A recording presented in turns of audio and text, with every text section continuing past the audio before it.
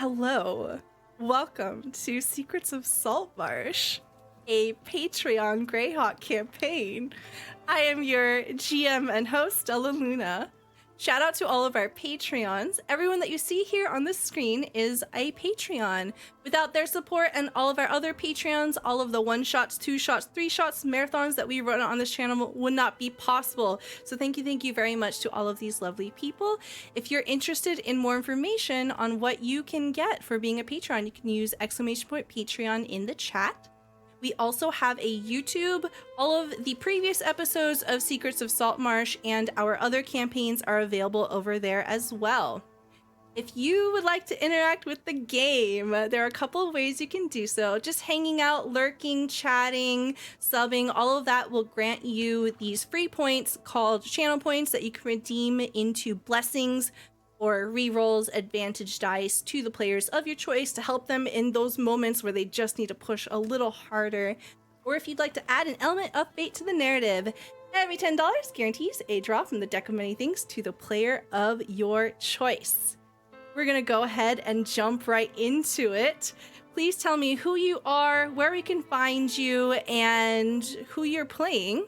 I will apologize in advance. I do still have a cough and I'm still sick, so I'll try not to cough into the mic, but it's probably gonna happen. And yes, we do have a new face on the screen here today, but we'll get to that in just a moment. Let's start with Zombie, who just took a drink. I'm so sorry. Okay. I got this. I'm professional. I got this. Hello, I'm Jacob. I'm Zombie. I am Z. I'm what the name to call me. I'm Lore Keeper and Captain C of the Good Ship Clip. I probably do too many clips, but that's up to your own discretion. Today I play Finn Carlson, Ranger Researcher, and I grabbed him before because I almost didn't have him with me. I got my buddy Bims with me. Bims is my favorite buddy. And we're traveling back to Saltmarsh, and I get to be with Bims and hang out and chill with him until we get back to Saltmarsh. If you are ever so interested, and I hope you might be, you can find me on Twitter and on Blue Sky at ZombieFighter89. If you go there on either site, whichever one you prefer, there's a pin tweet. In that pin tweet is a Google Doc sheet of all kinds of work I've done, including highlights, edits, and clips that I've made. And if you know anyone who's interested in any of that kind of work, let me know. I am looking for work in both video editing and Twitch clipping and all that other stuff. So that would be great, and this is a perfect place to have references of all the cool stuff I've done, including all of the different promo videos I've done for this game and throughout the other Patreon games as well.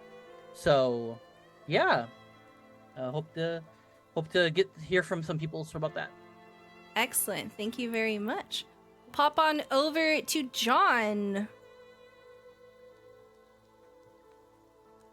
Indicarus. Hello, I'm John, also known as Indicarus on the internet. You can find me in most social media platforms under that name, and you can also find my itch page under that name, itch.io/Indicarus. That's where I keep all the games that I make. And I'm starting to make another one right now, but I'm not going to talk too much about it yet. It's going to be a surprise for later. Ooh. I play Paul of Emmenfort in this game. He is a former street waif who is now a fairly seasoned adventurer and drunkard about town, and is is festooned with tiny creatures that he loves and generally love him back. His best friend and roommate is one of the favorite NPCs on this show, Tully.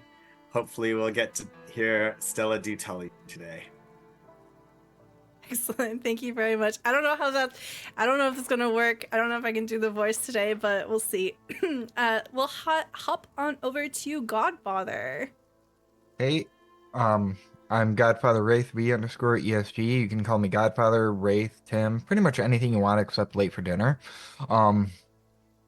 So I really don't have any social media presence or online presence at all aside from Discord and Twitch, so you can always find me here though. I'm playing Garen. He is the average ordinary rogue who's really good at making things dead, and also trying to see if he can't build a nice spy network to help keep the crew informed of what's going on around them. Excellent, thank you very much. And then we'll hop on over to GeekDice. Hey folks, I'm GeekDice. If you didn't know, I love D&D. D&D is good for you. D&D is good for me. Let's play some D&D. You can find me over on X. Today, I'm playing KayBee. He is a small boy. He's an old boy. He's a former, I guess you might call him a basement goblin, a Fenadiri, aka Brownie, a spirit, fae kind of person. He is an artificer, battlesmith, a wizard, blade singer, and he's a fighter, rune knight. All those things together make him into what might be a mech warrior. We don't know. It's kind of going crazy.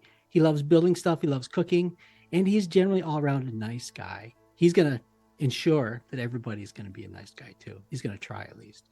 So, yay, go team! Yeah, and KayBee went under a new plot development last session where he was essentially knighted as the new acting captain when our previous captain, Arlen, stepped down to become an overseer for the Hermitage outside of Usgarn. And last but not least, our newest friend here on the stream. Why don't you tell us about who you are, where we can find you, and what your experience is just generally in like TTRPGs? Hello, everybody. My name is Igneel, or Tim. You can call me either or. I've played D&D for the 5e for the most part. I probably started for the first time around 2016-ish, when one of my friends invited me to one of his board game days, and somehow D&D got brought up. He was like, "Hey, would you like to try?" And I was like, "Sure, why not?" And I've been playing TTRPGs ever since. I've also played. I'm currently playing in a home game of Pathfinder 2e and regular Pathfinder as well. And I've also DM'd home games before of D&D 5e and Pathfinder 2e, mostly modules. I love D&D. It's my favorite hobby. Excellent. You are among similar people. I have the absolute pleasure of welcoming you to our game, especially with the help of GodfatherWraith. Thank you so much for the cards. Asra, you get 5 cards. Oh my god. You get 5 cards. Okay, so I'll tell you how what this is. So we have a modified deck of many things as our fate deck here. And what you're going to do is tell me when to stop, and I will draw a card for you. So you get to tell me stop 5 times, and we'll see what happens. All right. Heart of the cards. And stop. Okay. 4 more. All right. Let's go again. Heart of the cards. And stop. Okay. You're not doing Stop. very good. Oh my. Oh no. Oh, okay, that's a good one. All right. And stop. Okay. Okay. All right. I can work with this. All right. So, to recap what happened last time on Secrets of Saltmarsh, it has been a while. Essentially, what we did was we helped fill the absence of power, a vacuum that was created once we took care of the corrupted bailiff in Usgarn, which is over in the hold of the Sea Princes. The party here was essentially sent on a covert mission to try to scout out what is going on in the hold of the Sea Princes to try to get some information on behalf of the King of Kyoland, King Scotty. And you essentially were contacted through a middleman, the essentially the person who's in charge of a fortress, Seaton. So the party had a couple of options here.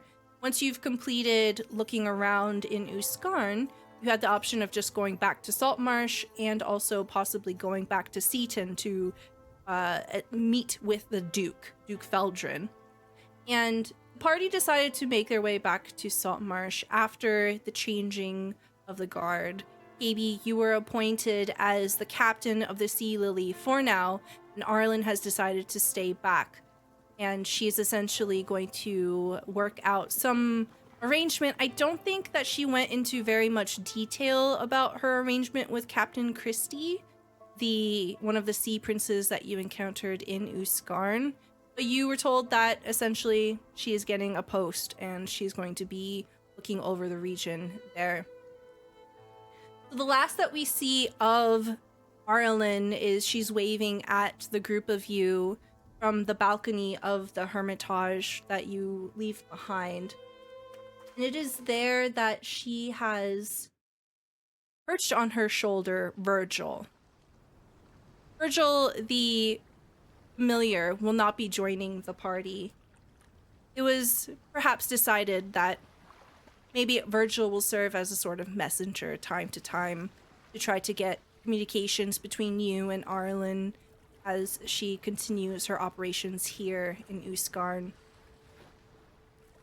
So we hear the sounds of ropes and masts unfurling as the Sea Lily is making way further away from the hold of the Sea Princes, leaving behind the Eel coast as you are making passage, hopefully, for Saltmarsh.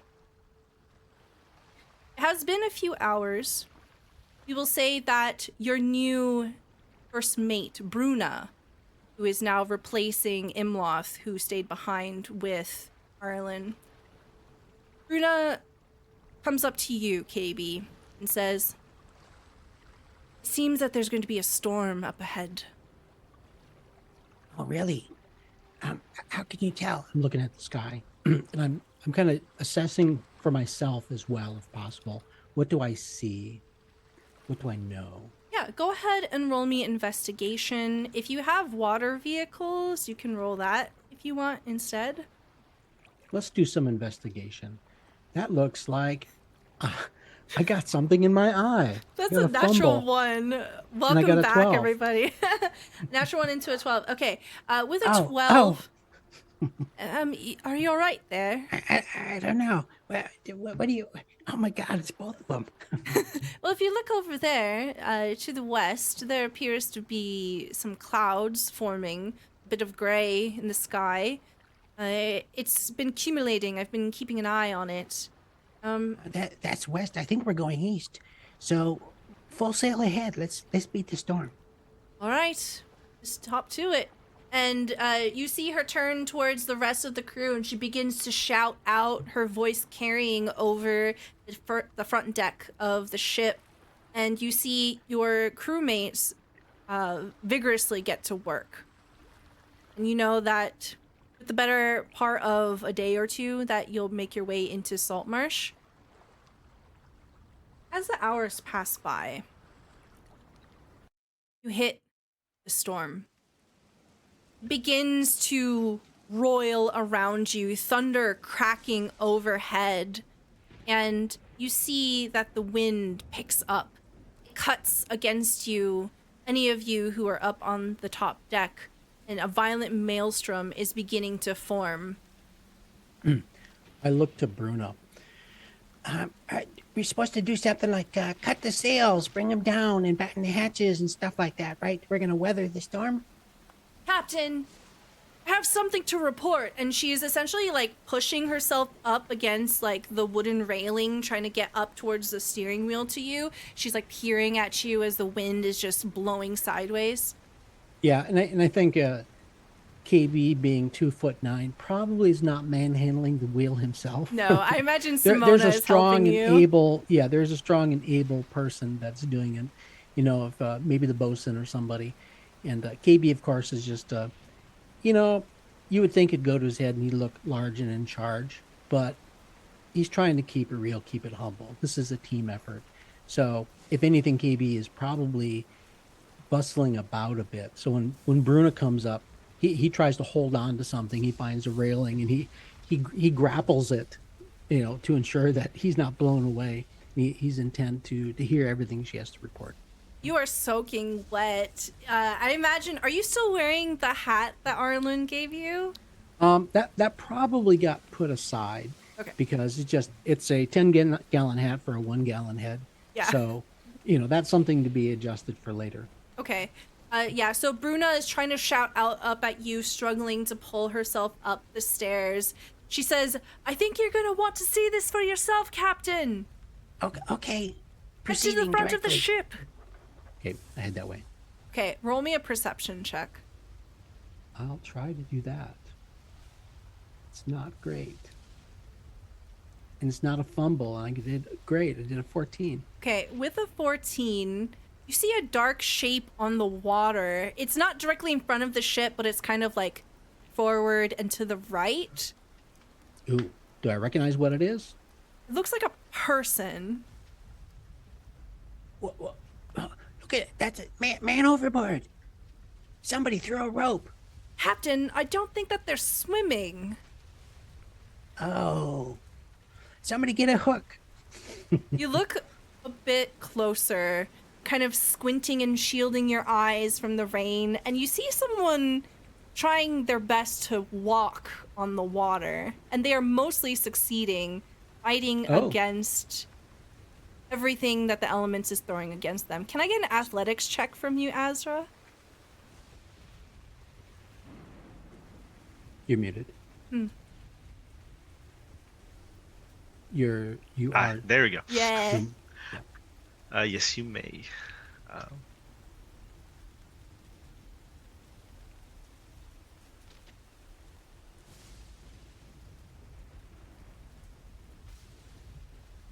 That none of you were expecting this quickly to meet Asra.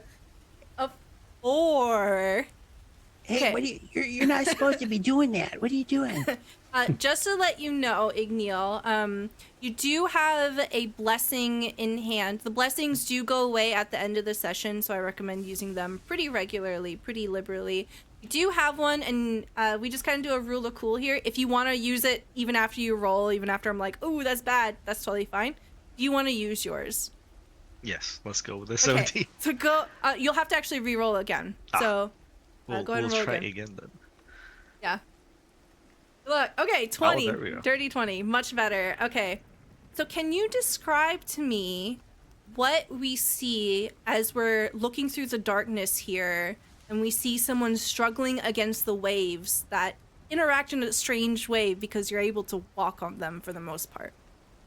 So you see a fairly light figure. They're fairly thin, but what's also like catching is that they're wearing a full plate of dark armor and a shield, and they're like, whoa!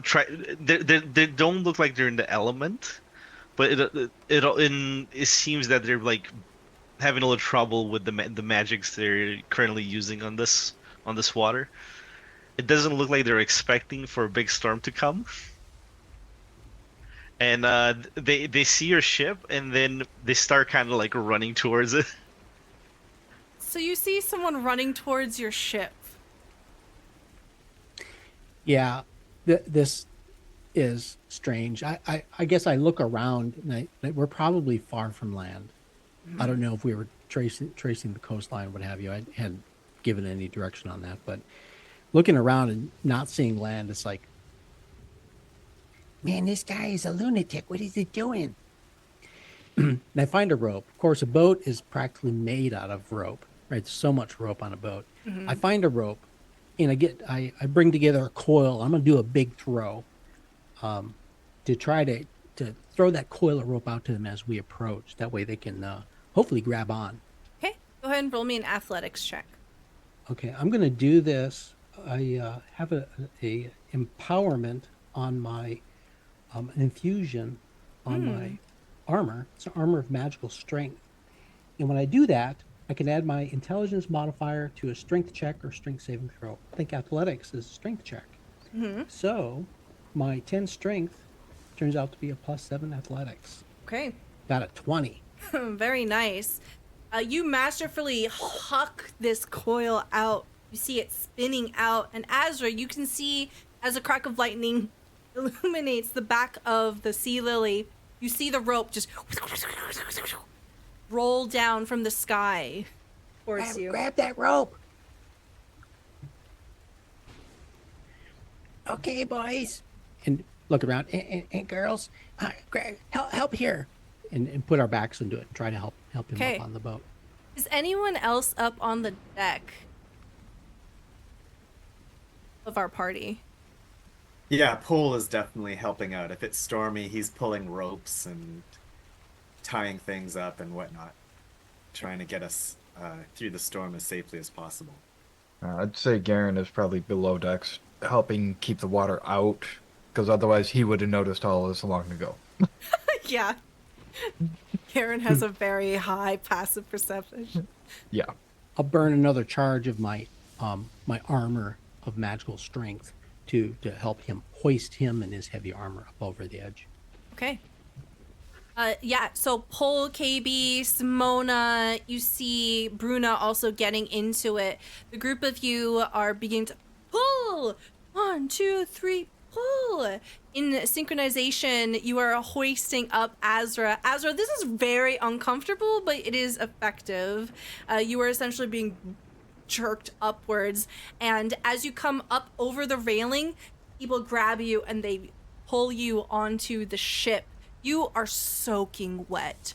You are wet all the way down to your socks, and you fall in a loud thunking heap onto the deck there in front of everyone. Hey, friend. What happened to you? How'd you get stuck out here in the middle of the ocean? Hello, my good sirs.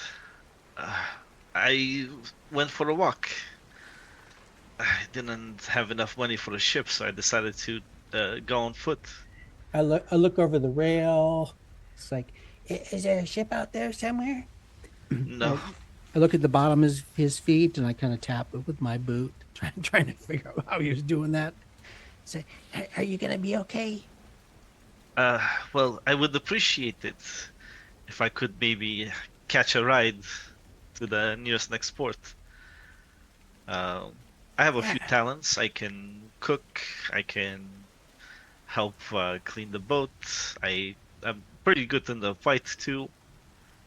Well, come on in, get inside, and you'd have to tell us a story. At the very least, that's what we're gonna charge you, and maybe we can swap some recipes, and the crew is always looking for something new to eat. So yeah, maybe you could teach me something in the kitchen. Well, thank you, my I'm good sirs. KayBee. My name is Asra. Asra Deedra. Excellent. Well, I'll introduce everybody here. and I start pointing at people just quickly and stating their names. And I think who was helping was Paul. And one of my good buddies, Paul of Amnifort. Yeah, come on inside. Get out of the rain. Why, thank you. Hey, buddy. How you Hello. doing? And I'm just shaking my Nice head. as weather, we- eh? Well, it was nice a few minutes ago, and all of a sudden, this happened. Is it always like this? It's the No, ocean. what? It used to be sunny. Now it's rainy. Changes all the time.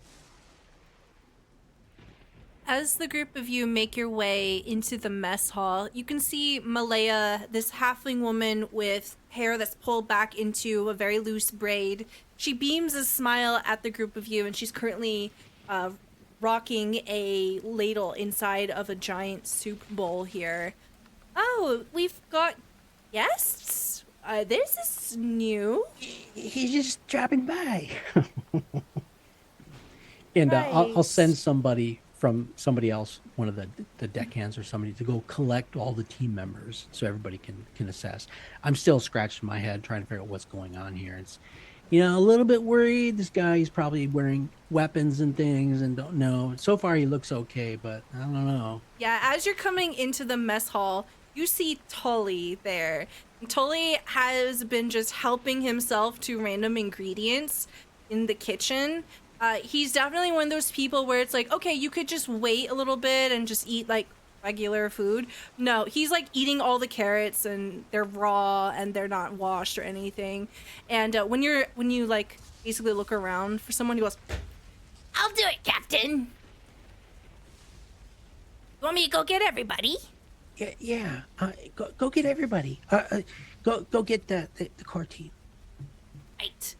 And so you see Asra, this like 2'5" goblin, hop down from where they were elbow deep inside a sack of potatoes. They have a raw potato in their hand, and they're just kind of stopped in front of you, looking you up and down. And they hold a potato out to you. Would you like me to peel this?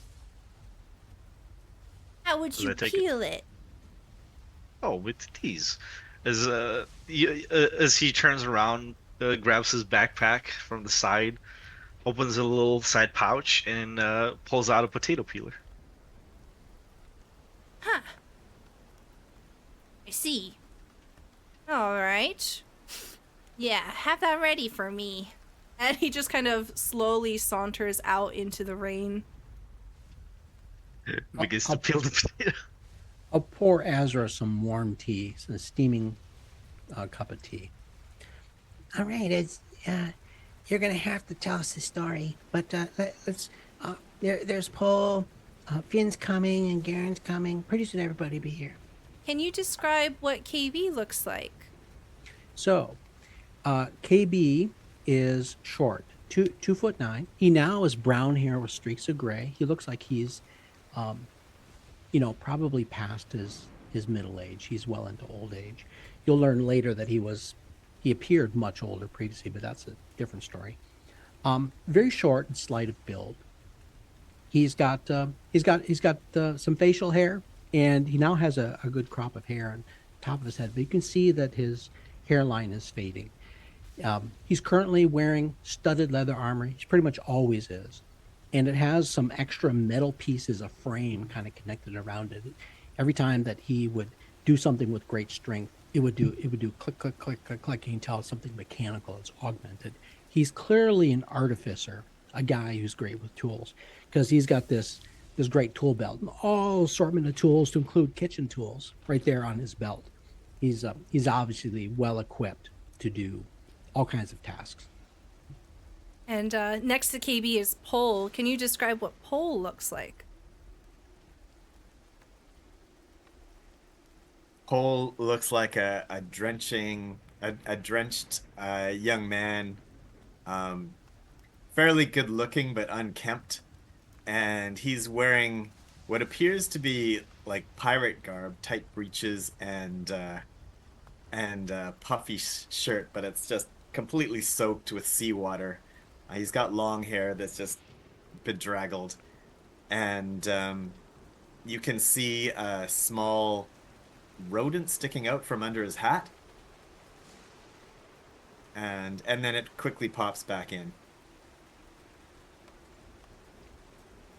Is it long after that Finn and Garen are collected and Tully bursts back into the mess hall and just sort of walks with a wide stance as if he owns the place? He has his chest puffed up, and he looks at Asra, and he looks at the state of the potato. He's been gone for about 5-10 minutes. Oh, it's like perfectly clean at this point. Here we disposed of the skins on a side little pouch too, and then like throw them on the floor or anything like that. Mm-hmm. Here you go. I've prepared this. Would you like me to cut it as well? No, this is fine. And you see Tully kind of inspecting it. He sniffs it. He rubs it in his armpits.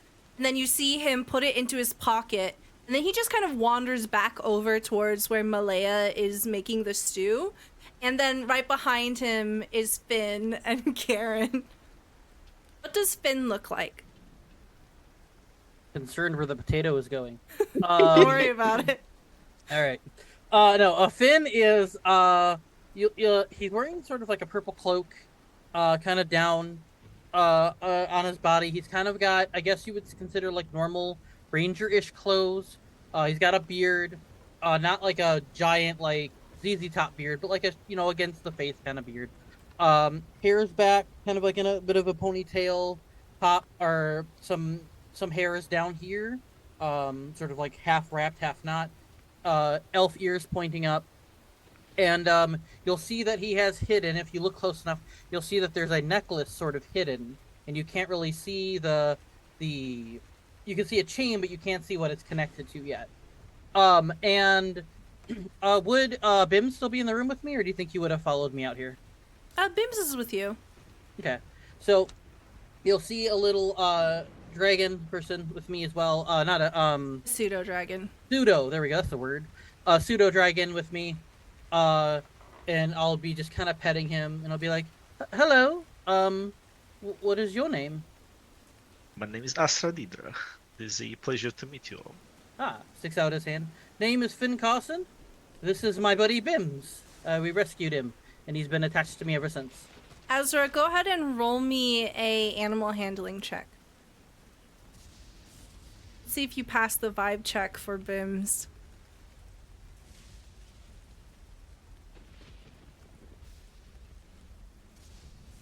Okay. The 14, you see this pseudo dragon. It's a blue and purple kind of blueberry colored creature. Kind of leans forward and sniffs the air. You see its nostrils flaring wide, and its tail just kind of whips back and forth.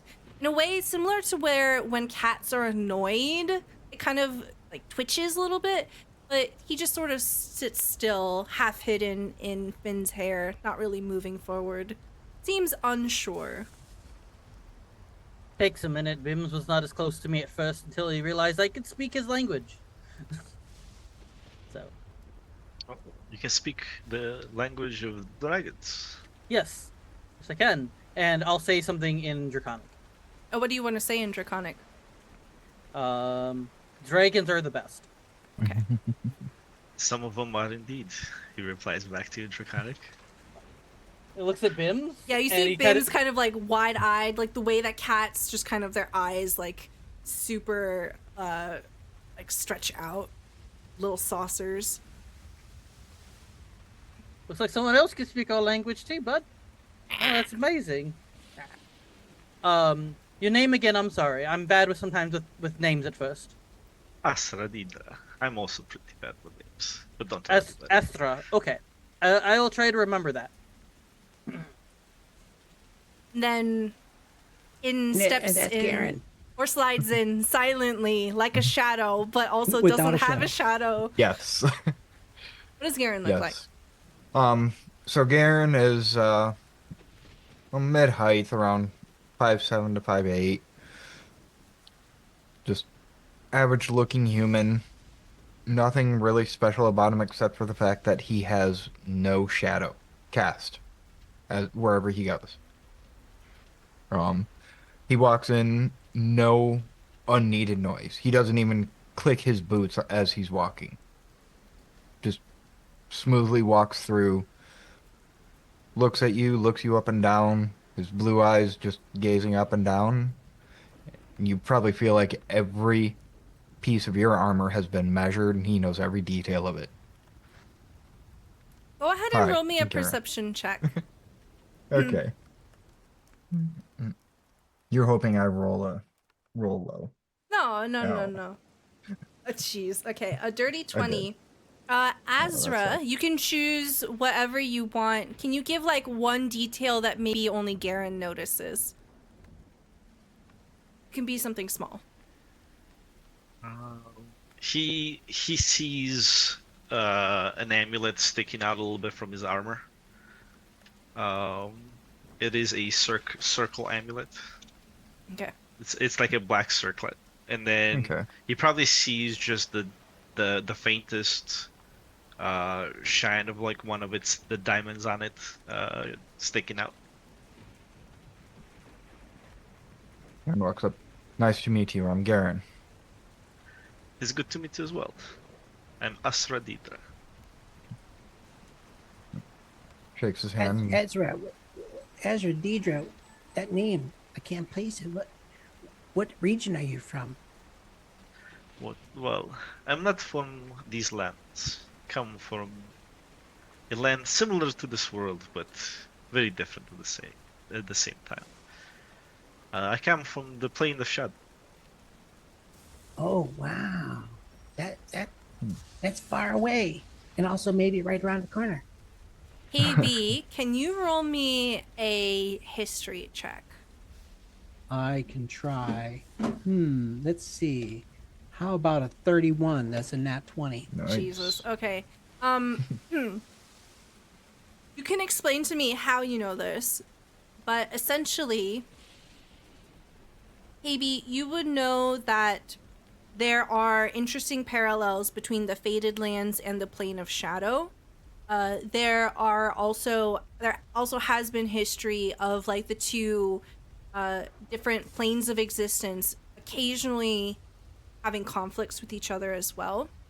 You know that Plane of Shadow is dominated by an entity known as the Raven Queen. And you know that Shadar Kai are the general people of the Plane of Shadow. So knowing this information, you can probably instantly tell that Asra is telling the truth and is probably one of those people.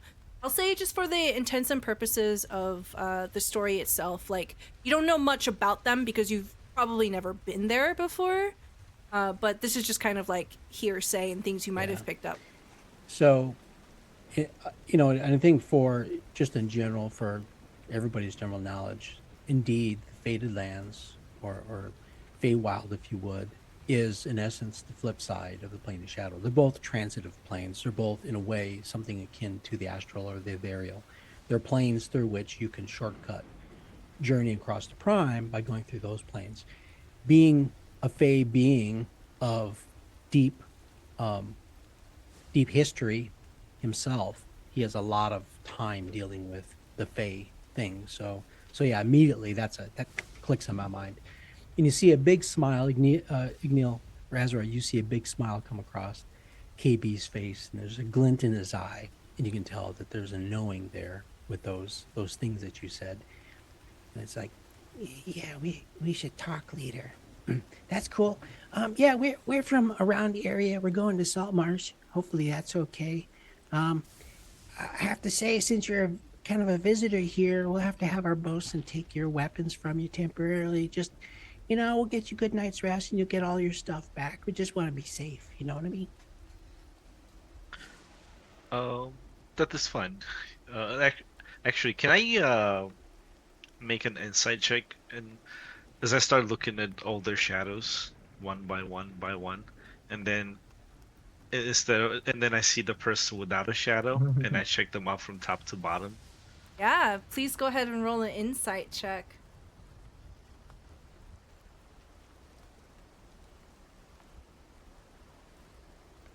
What is up with these rolls? Jesus. Okay, that's another natural 20.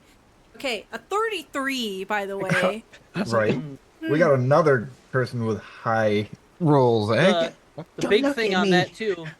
The big thing on that too for listeners is that it's a nat crit and a nat fail in the same thing. Oh yeah. Yeah. Okay. So, Asra, being from the plane of shadows, and shadows just in general being a very important thing, an intrinsic thing that your people are aware of and akin to, you instantly recognize that Garen has no shadow, and you are able to instantly tell that this is probably the result of a curse, that Garen has been severed from their shadow, and therefore a part of his power and his identity has been taken away from him. You can see with KayBee that his shadow has a purple tint to it. It is almost imperceptible, but you, because of who you are, can see that. You can see that Pole's shadow is slightly orange. It is still like dark like a shadow, but it just has a tint to it. And then Finn's shadow is somewhat faded. You can tell that part of it has been taken. And do I sense any ill intentions? No, these people seem to be upfront towards you. All right. You see him pull over his cloak a little bit to the side, and take a long sword out, and from his other side, the little hand crossbow. It's a light crossbow. I do not mind giving you my weapons, but these mean a lot sentimentally to me. So I would very much appreciate it if you would take good care of them. Indeed, we will. I step out and I bring back one of our flags, the sea lily flags, and I lay it on the table and I wrap up his weapons. I have the bosun secure them in the arms locker. Okay. Pole, can I get an insight or perception check from you?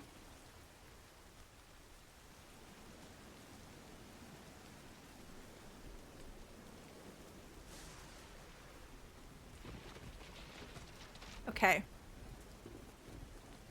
So, Pole, I don't know how you know this, but maybe it's an instinct. You just find yourself compelled to look over at Tully, and Tully just makes big eyes at you. Just out of nowhere. You don't know why. He just makes big eyes at you. I'll just give him a questioning look, like, shrug my shoulders. He shrugs back. He, like, makes, like, a weird hand gesture. You don't know what it means. He just kind of, like, questionably makes hand gestures. You seem to have communicated something to him. You're not quite sure what exactly he was trying to communicate, but very slowly he just begins to slide out of the room. Oh no. I'm gonna follow him out of the room Okay. so we can talk properly. Okay. I was already planning on saying this to Asra, but after this latest interaction, Garen will, Oh, Garen, you definitely What? saw the whole thing. Oh yeah, but he's gonna take a moment to go up to Asra and quietly say, "Be mindful of that amulet. Some members of the crew have not necessarily malicious intent, but they like to collect things." Good to know. Thank you. Yeah, what sets you up with my good buddy Quick? He's a soldier and he's a knight of the Sea Lily. And I used to be his roomie, and now there's an empty hammock in there. So we'll set you up and make it comfy. But here comes the food. Yeah, And as the food starts to come, as the chef begins bringing the food, KayBee brings over a basket of freshly cooked bread, and there comes the fruit. And before you know it, there's this little mini feast surrounding Asra on the table there. All the options he might like. And there's even a couple different drinks. Here's an ale, and here's a mead, and here's some wine. It's like, and KayBee places it down and looks at Asra. It's like, maybe that interests you, kind of thing. So, yeah, in a way, KayBee's kind of covering the spectrum. Hey, we got to be official and think about safety and security. But hey, man, you hungry? You want to have a feast? Oh, thank you so much. You didn't need to go to do this much. oh no, I you're gonna appreciate the hospitality. Oh yeah, you're gonna tell us the story. This How'd you is a get in the simple middle of the meal. ocean? Garen sits down. This is a simple meal for KayBee. It looks delectable. It looks fresh. It looks just absolutely scrumptious. And you see Malaya sit down, the cook, and she also starts to eat. And as this is happening, you've slipped outside and you're trailing after Tully, and you can hear the sounds of his bare feet just kind of wet slapping against the deck as he's running after Simona, the boatswain who's taken the Asra's stuff. And you see that Simona goes below deck and Tully is hovering at the top of the stairs, just waiting a minute. And then he locks eyes with you. He says, "Shiny." Huh? What? You gonna rob this guy already? Just got here. Yeah. Hmm? You wanna help? Well, I don't know. He might be a good bloke. Maybe we should wait and see. What do you make of this? And Tully pulls out the potato and puts it in your hand. What's that say to you? It needs to be cooked. It's a raw potato. No peels. Just gotta chop it up. No, Paul. It's too perfect. What? I mean, Potato needs its I like a blemishes. good potato. What? And a potato needs its blemishes. Its character. Its flavor. I hate to break it to you, but people have been peeling potatoes for eons. That ain't right. Nope. He just kind of snatches the potato from you and looks at it.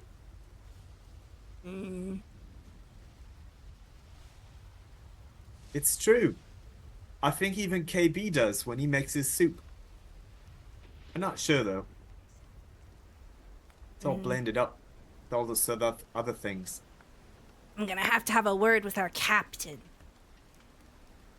Are we robbing this guy or what? I don't think so. Everyone's talking to him. Alright. I know, right? But you gotta wait out. You gotta listen to the skipper, right? And he hasn't said to do nothing like that. And you Okay. know, this guy might be important, and we don't want to get in trouble either. I never get in trouble.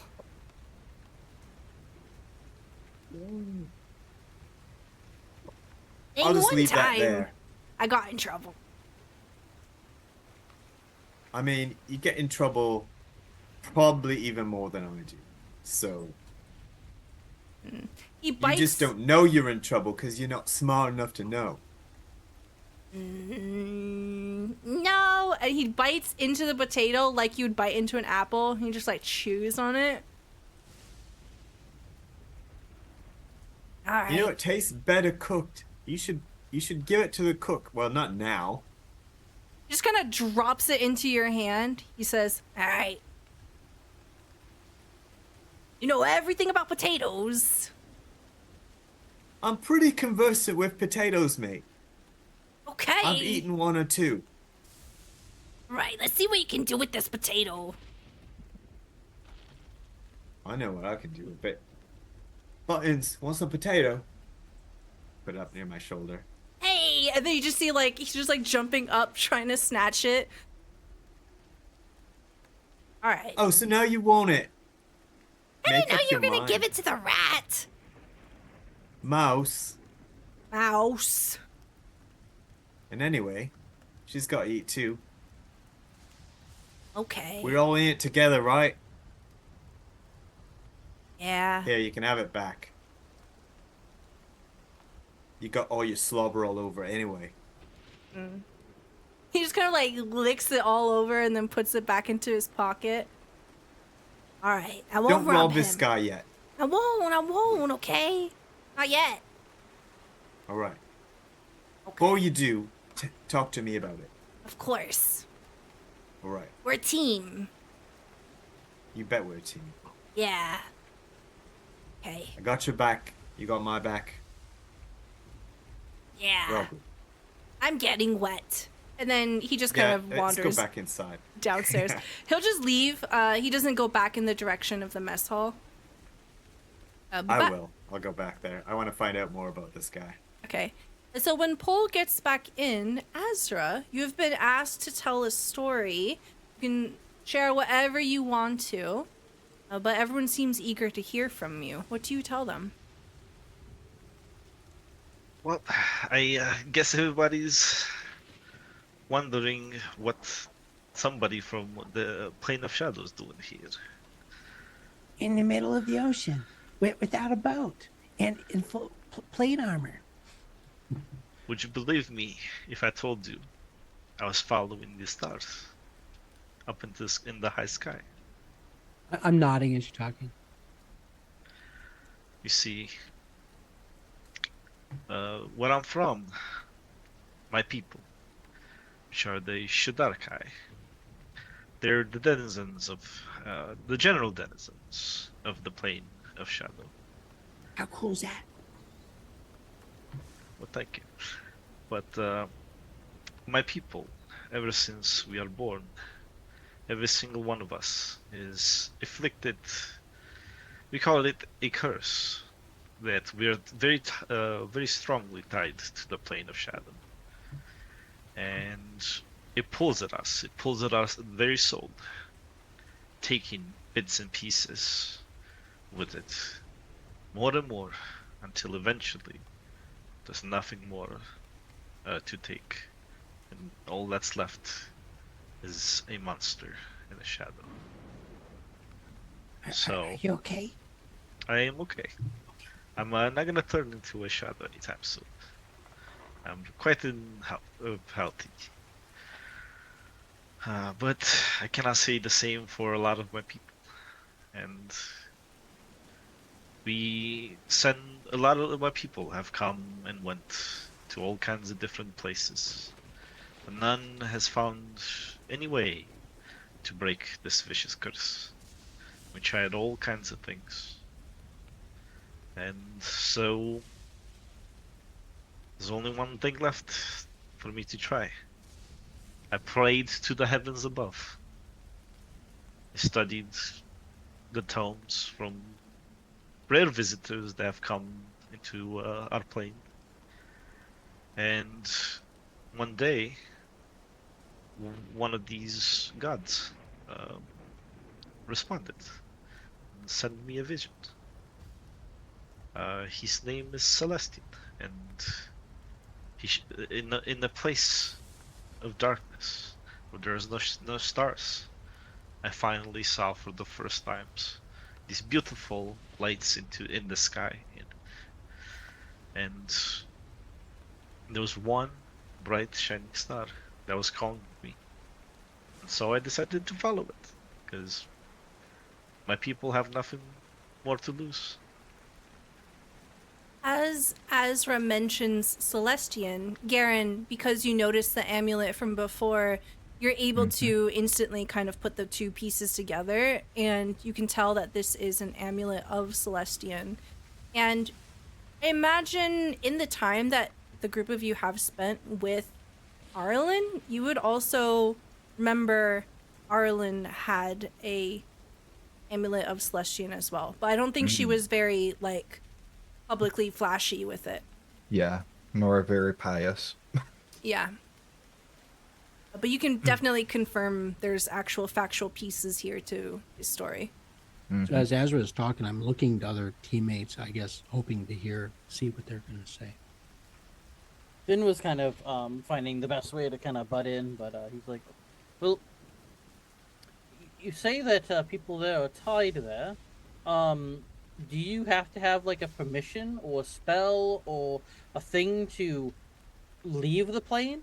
Because it makes it sound like you can't really leave the plane that easy if you're somewhat tied there or are tied there. It is very hard to leave the plane. It's like leaving the whole world and traveling to some of the other planes. There are powerful practitioners of magic that might be able to instantly get you out, but I couldn't call upon or use that method because I had to follow the path presented to me. And so I walked and fought all kinds of terrible things that lie down deep into the darkness of the plane of shadow. And eventually I found a place where the veil is very thin between my home and your home. And eventually I found myself here. Well, somewhere around here. So unless you get someone of powerful magic to sort of give you the permission or the guidance to get out, you have to basically fight your way out to be free. Basically, to leave it. You have to find the portal, or like I said, the place where the veil is very thin, which I highly warn against. All kinds of terrible things guard these places. You know, While this has been going on, Cole has found inspiration in Asra's story, and he's pulled out his lute and he's started just very lightly picking along some arpeggios, a little bit of a melody structure, starts to come out, and a moving, illusory picture starts to show up around, just kind of in thin air, showing his artist's interpretation of your journey. His version of the plane of shadows doesn't look anything like what you know, but it's shadowy, and his version of your wanderings goes to all sorts of fantastic places that are nothing like what you actually did. And some horrible, scary monsters come out that are probably not quite as scary as the ones that you saw, because he knows his audience doesn't want to be that scared. But they're creepy, at least, nonetheless. And he doesn't talk to you. He seems fairly engrossed. He's kind of got this concentrating look on his face as he's trying to put your story into picture and song. Go ahead and roll me performance at advantage here. You're using the Heward's lute, right? And then as Pole is doing that, he's paying attention to Pole's like dance and everything, kind of listening to the story as being told. And as Garen is talking, and asking his question, Finn's gonna also wants to roll insight, or that equivalent of, to see if he believes what he's hearing, if he's this is just a tall tale, or what the case. Yeah, go ahead and roll insight. Okay, yeah, with a 15, Finn, you don't see any reason to not trust this person. They seem to be sharing a lot of information, not holding back anything.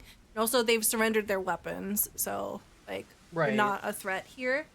With the 22 performance Pole begins to play this melody, and even though it's not exactly an accurate representation, Asra, you can see that there is a very artistic quality to what Pole is performing, and it is moving, it is pretty, it is compelling, and there is emotion in it. You can tell that Pole is a naturally gifted performer here, and that there is definitely magic woven into the music. You see Asra as he listens to the music. He seems to relax a lot more, and at one point he takes his helmet off, and you see a very pale, like deadly pale skinned elf with elven longer ears and dark about shoulder length black hair. And he claps a few times. That is wonderful. Good fight. Thank you so much for your performance. Suits my where you traveled heart. Oh, thank you. I'll refine it a little bit better once I get real details from you. Pole is very good about stories. If you give him a story, some kind of plot line to do, he can use his magic like that and recreate amazing stuff. Very skilled. It's very skilled. It's also very helpful, because he's used some of his illusionary magic before to help us escape traps. Elude people dancing around and such, and we were able to see that there was things waiting to be triggered by people walking or objects walking upon stuff. So, but I'm always glued every time that Pole does that. It's always really fun to watch. Can I get a perception check from everybody? 21 from Finn, 25 from Garen, 8 from KayBee, 11 from Pole, and 13 from Asra. Okay. Finn and Garen, you realize that it has gotten very cold all of a sudden. It's probably dropped about 10 degrees rather quickly. Not sure why. Something's not right. Did it get cold all of a sudden? Yes. Open the door and look outside. You look outside and everyone can see this. You can see that the sky is lit up with these strange colors of green and purple, sickly tones taking to the heavens as lightning flashes behind the clouds. Something is wrong. Something is happening. And you can hear people shouting confusion as they're trying to fight for the control of the boat. Between my knowledge of nature and knowledge of magic, can I determine what this might be? You get a sense that you might be driving into another magical storm. Which means, Here. what happened the last time we ran into a magical storm? Last time you had different chunks of like ice and like lava in the water. I don't remember that. It's been so long. I know. Were we attacked? No, it was a natural storm sort of thing. There are pockets of magic that just get sucked up into storms, and anything can happen. Yeah, and if I remember right, we were on the edge of that storm, not in the mix of it, or in the thick of it. I think we rolled pretty decent to avoid it or not get Yeah. too much bad. I do remember a roll with the storm. I don't know if it's the same one. I could be confusing something, but I think since being appointed captain, I'm now, of course, paranoid about all the ship stuff, like you say, Stella. Although I'm not trained in that, so I'm trying to read the book when I can. But in this moment, I jump outside, and I look to find the first mate or the bosun, and I begin shouting, and it's like, Do the thing with the little sails. We need to steer the boat, not the big sails. We don't want to get knocked over. Yeah, watch out for that over there. Look, there's something over there. Watch out for When that. you shout, watch out, you all hear a sickening crack as one of the masts begins to slowly swing down. It seems to have suddenly taken damage, and it is like half disabled. And as the ship is trying to rock and fight against the waves here of this storm, you feel a blast of cold hitting you in the face, KayBee, forming frost almost against any of your hair and Wow, against your cool. nostrils. I try to Garen was- command the situation. Do you Somehow. step outside? Yes, I try to insert myself to some positive value. Okay. Go ahead and roll me charisma. Charisma? No. Yes. So KayBee Garen is leaves the going- mess. Okay, Garen, you step out. What do you want to do? He's gonna help. He's going to help out wherever he can lend a hand. He's not gonna try to command anything, just takes orders and jumps on whatever needs to be done. Okay. So I've got Athletics. 2 blessings. I'm Okay. going to use a blessing on my charisma check. Okay. I got a 13. Oh, 13. Okay. KayBee, you are finding it extremely difficult to shout above the howling of the wind, all of the noise. Your voice is getting washed out by the storm. So people are like, huh? And you have to repeat yourself quite a bit. You find that you're not able to project as much as you'd like. yeah, I'm gonna use. Well, I used my blessing, but 24 on the first roll. Okay, Garen, you just hop in there and you start taking orders from whoever's shouting at you. You basically go between KayBee's orders, and also Simona comes rushing up from below deck. You see Bruna giving orders as well. Yeah, what she said. Pole, Finn, and Asra, you are all inside. You see that both Garen and KayBee have rushed out. Paul's gonna rush out as well. yeah, I think Finn will also, as soon as he sees everyone else run out. Okay. Astra also rushes up. Okay. What is like your instinct? What do you do? Do you wait for someone to tell you what to do? Do you jump on something? What's the vibe? I think for Finn, he sensed the cold, right? So it's like, he's gonna look around, like the first thing he's gonna do is run out the door, look around into the sky, and see if he sees like a heavy winds, or some kind of like weather abnormality that would make it cold all of a sudden. Okay. Roll me perception. Or investigation. Up to you. You'll have different information. Perception's a tad bit higher. Okay. Or not. With a 12. Actually, I'll let you do this at advantage for reasons. Go ahead and roll again. Okay. That's a natural one. Okay. 12. So you begin to look up. You see the sky. There's something weird about it. There's definitely magic afoot here. And you swear you can see a hand pass through one of the sails. A ghostly hand. Finn's gonna point into the direction where he saw it and goes, unless my mind is playing tricks with me, I think I saw a hand, like a ghost hand almost, go in between our sails, over there, between these sails. Yes, we could use a hand. Yeah, it's really hard to hear anything right now. There's a ghost hand up there.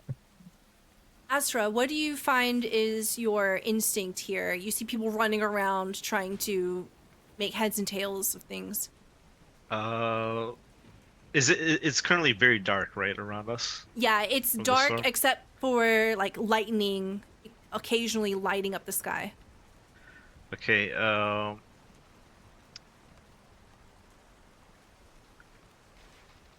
I look for the 5 closest people to me. Okay? They are everyone in your party plus Quick. And I look at everybody. Don't freak out. But look, I'm going to make it so you all see better into the night. As you see his shadow expand and latches to your guys' feet for a second, and then you feel like a small film of like darkness form across your eyes. It's kind of like a shadowy film, almost like a contact lens. And all of a sudden, your vision in the darkness expands to 300 feet. You can now see really good in the dark. That's just If you like didn't what have dark Arlen did. vision, now you have dark vision. Okay. For the next hour. Yeah, so as you're casting this, is there any kind of like effect? Do we see any magic coming from your fingers? What do we see when we look at you? He grabs his holy symbol and mutters a small prayer for protection and guidance to Celestian. Okay. Yeah, so as this new vision is granted to each and every one of you, perhaps even heightened from the spell if you already had dark vision, you can see that there are shapes whipping around between the clouds, and there is something lurking there. You hear a voice. You're not quite sure if it's from Simona or Bruna. Someone says, "We're under attack!" And I'm gonna need everyone to roll me initiative as Wow. I move us over What a perfect to time for a raid. this And- map here. And thank you so much for the raid. Hi, roaming DM. Thank you. Welcome on in, everybody. Perfect time to sit down and get to combat. Garen mutters something about this felt different when Arlen did it. The only member of the party that ever got that from Arlen, I think. Or maybe Paul might have also. Okay. Oh, the enhanced night vision? Yeah. I think all of us I at one think point all of us got did it. when we were underwater. Okay. Yeah, oh, yeah. yeah, that's right. Mm-hmm. No, this one. Yeah. Okay. Can you ping center for us? So we know Yeah. where we're at. There we go. Okay, so please select your token and roll for initiative. Asra, yours will be this little cloaked guy.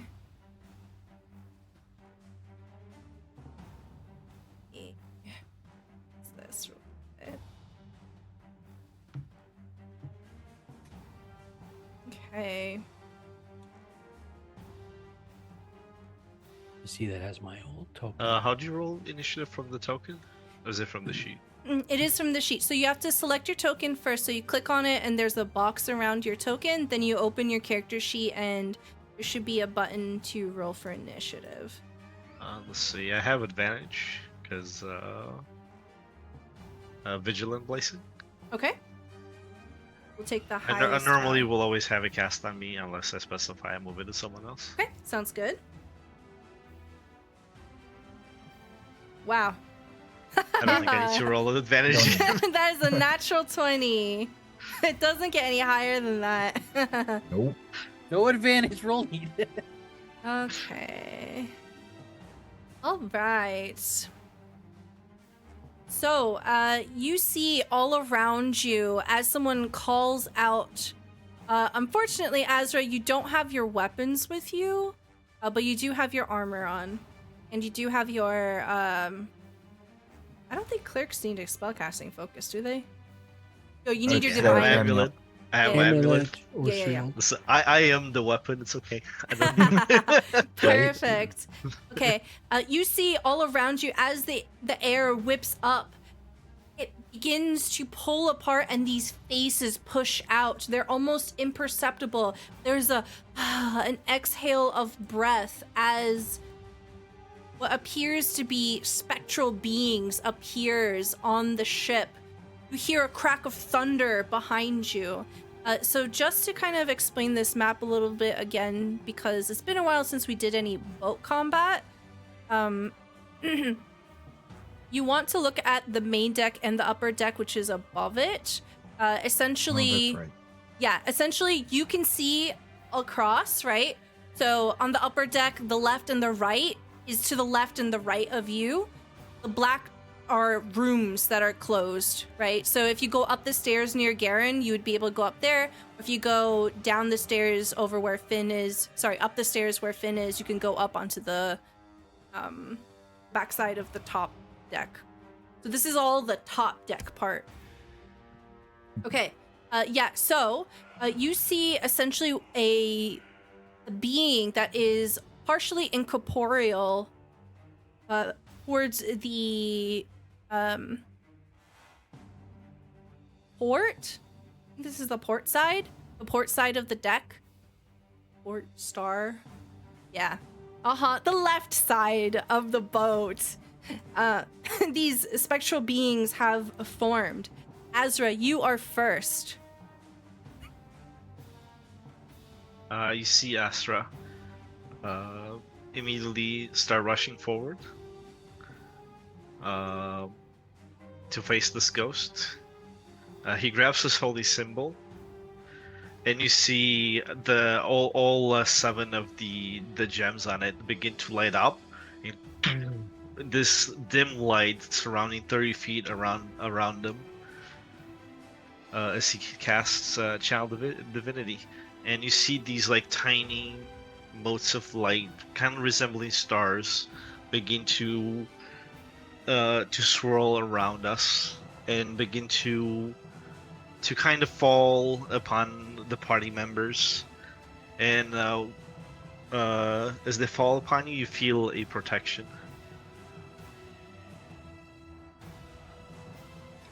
Okay. So you said 30-foot aura? 30-foot aura. Okay. Yes. That is what you should see there in the purple on the screen. Let me post it. I've cast Twilight Sanctuary. Excellent. Okay. Whenever a creature, including myself, ends its turn in the sphere, you can get one of the 2 following benefits. Either you can get temporary HP equal to 1d6 plus my cleric level, which is 1d6 plus 10. Or you can, I can end an effect of you being charmed or frightened. Excellent. Okay. And then as my bonus action, I am going to, as I'm nearing this ghost, you see me as I'm running forward, kind of And by the way, in this area, all shadows are banished besides my own. In this Twilight Sanctuary, Ooh. my shadow is currently seen.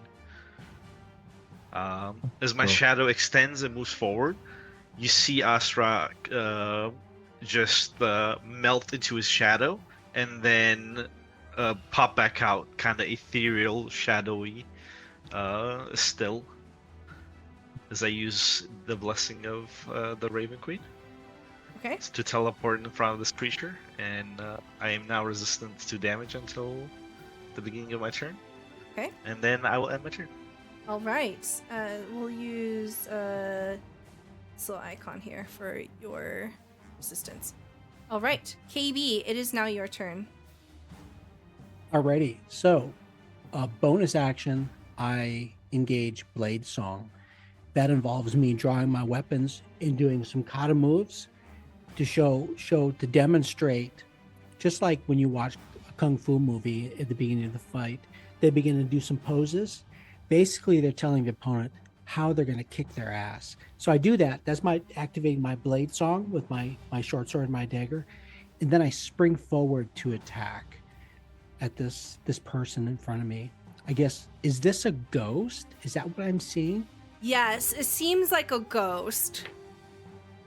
And I quickly look around. Is it only two? And if you want to use your action to roll Nope. okay. This is what you see just at a glance. Okay, so Blade Song engaged. Action is 2 swings of my short sword. Bam! That's a 14. Okay. Is this a magic item? Yes. Okay. Armor class is 11. This is a hit. And second swish of my short sword. Another hit for, Okay. I guess, 11 points. Total of 24 points of Oops. damage. Swish, swish. Excellent. Took away your hit points. My bad. Oh no, I did it right. Okay. Okay. That's my turn. Right. As you swish, you can see that your blade cuts through it, and there's a disembodied wail that comes from this creature. As you're cutting through, you see its incorporeal body sort of wisping away, tearing through its form, and it snarls at you, red eyes staring down. Yes. I got more. Okay, I continue. I use action surge. Okay. And with an action surge, I do 2 more swishes with my short sword. Okay. Swish. And swish for 24 more points of damage, 22 more points of damage. That's a total of 46. Okay, tell Swish, me swish. what this looks like as you just absolutely demolish this thing. Yeah, I'm kind of peeking out of the corner of my eye. New guy over there, he's showing this aura, this power of Celestian. And I think in some ways he's definitely doing it better than Arlen. No shame intended, Arlen, but it's like, whoa, this guy's miss the you, real. Is that in chat? This guy's the real deal. And so I kind of make it some little extra noise. I say, Take this, and take some of this, and some of this, and some of that. so I'm kind of really getting into it with the shorts. Bam, bam, bam, bam. And then I look over towards Asra. Yep. That's right. Azra, can you roll me the 1d6 for your temporary hit points? Yes. 13. Okay, so you've got 13. You get them too, right? Yes. Okay. Including myself. Okay. At the end of each person's turn, you can remove a condition or give them kind of top off their HP. Temporary HP. Yep. Okay. They don't stack, but it refreshes it. Mhm. If you let's say have a 14, but then you roll worse the second round, you still keep the 14. Okay. Thank you. Okay. So when you click on your token and you see the numbers bubbles pop up, the red one is going to be temporary hit points. Is that the end of your turn, KayBee? Yes, it is. Thank Okay. you. Azra, please roll for KayBee's temporary hit points. Another 1d6, Six. please. Nice. You get 16. 16. Very good. Okay, Pole, it is your turn.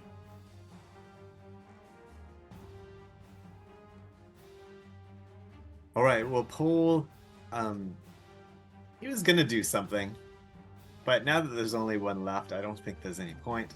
So he is he's gonna turn on his blade ward and walk up into the ghost's face.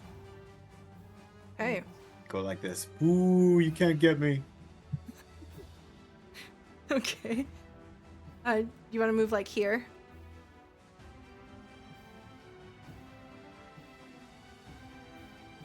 Excellent. Okay, can you describe what your blade ward looks like? Yeah, it just looks like a bunch of little hands that will slap away any blade that comes in. With swirling little hands of force. Okay. Anything else for your turn? No, that's it. Okay. Garen, it is your turn. Alright.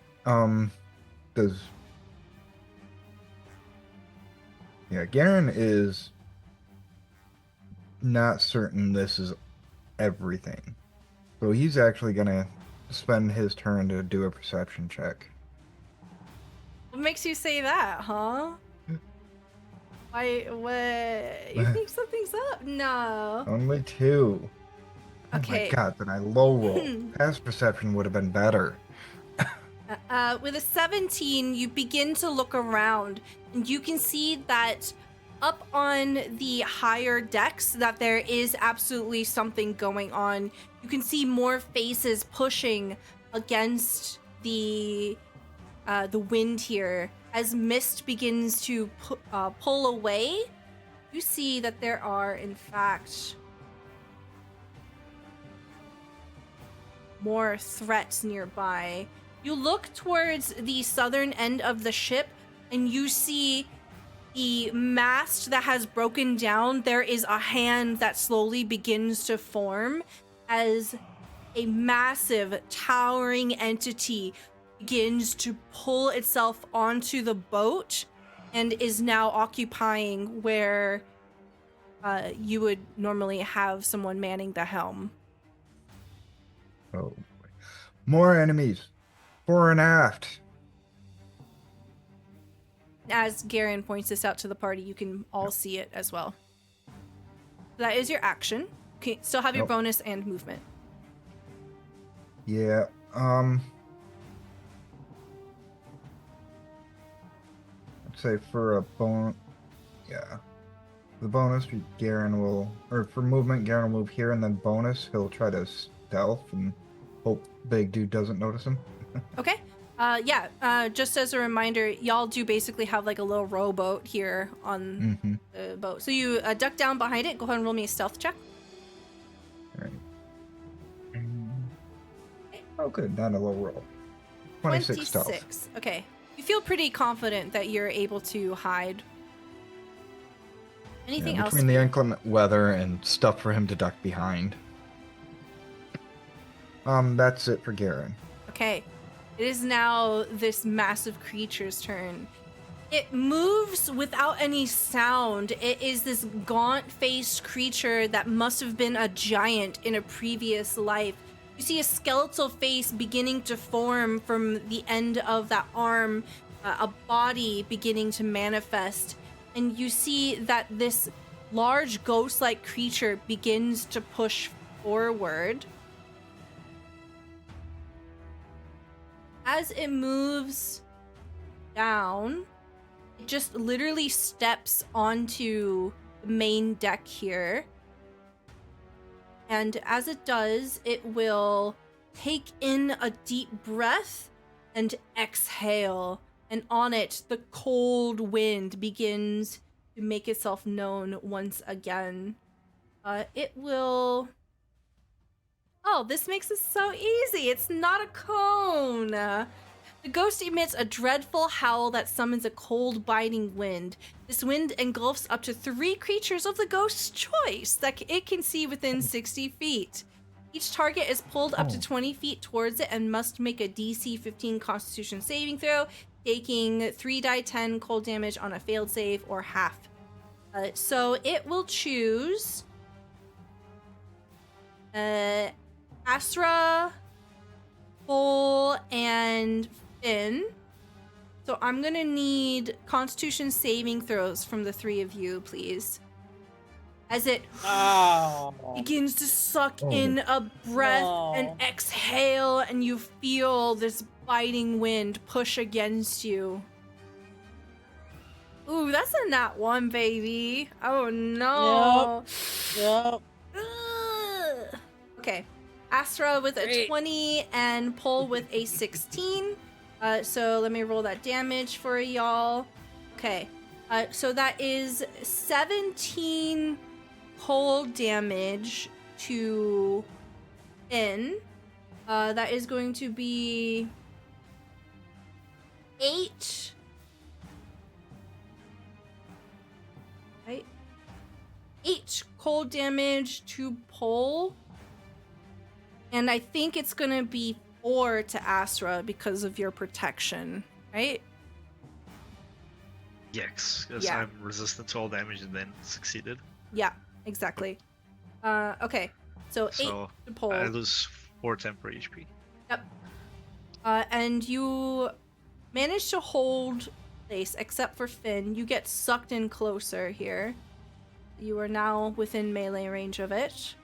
And then it will begin to move. It has a multi-attack.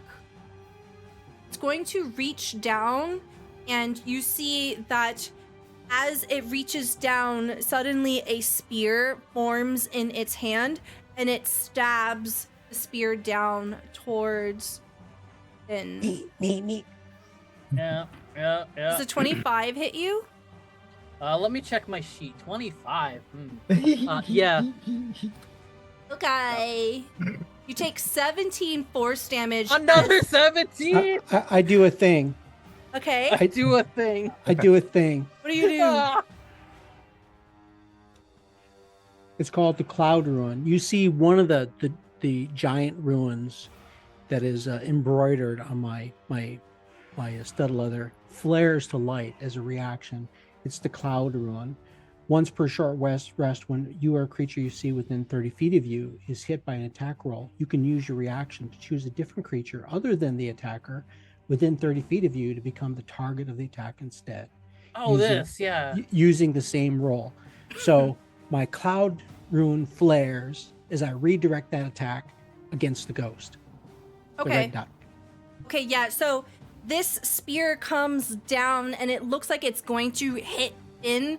Your rune activates, and instead of piercing through Finn, you see the ghost react on the other side of Pole here as it takes 17 force damage.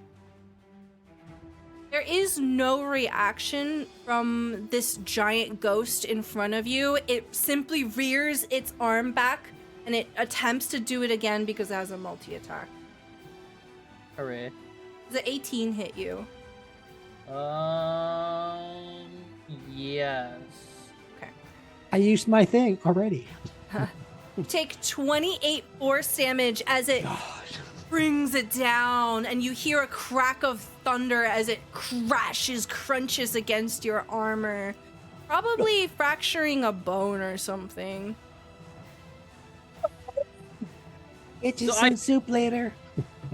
So I think if I may throw a little flavor into this. Go for it, yes. So as the first attack happens, KayBee does the thing, right, with the cloud, hits somebody else. And Finn, because he isn't quite thinking in the moment, turns, doesn't look at the ghost, turns over to KayBee, and he goes, "This is why you are going to make a great cap," and then another hit right in the head. And then he just gets like blinded by this. He's not down, but he's very hurt. Did you heal up to full at the Oh, I start did. of combat?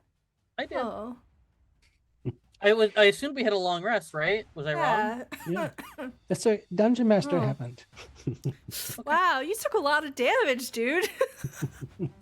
17 plus 28, yeah.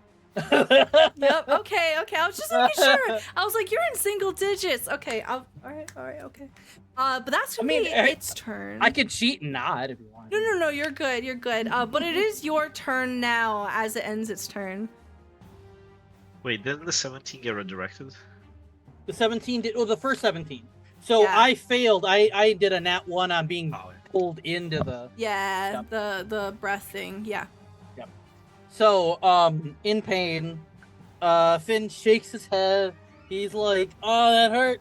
Well, I'm gonna give you a little taste of your own medicine. But first," and he throws his hunter's mark right into the closest thing to a face on that thing. Okay. What does your hunter's mark look like? It is purple glitter. Yeah. So I just go into my pocket real quick. It's pretty handy.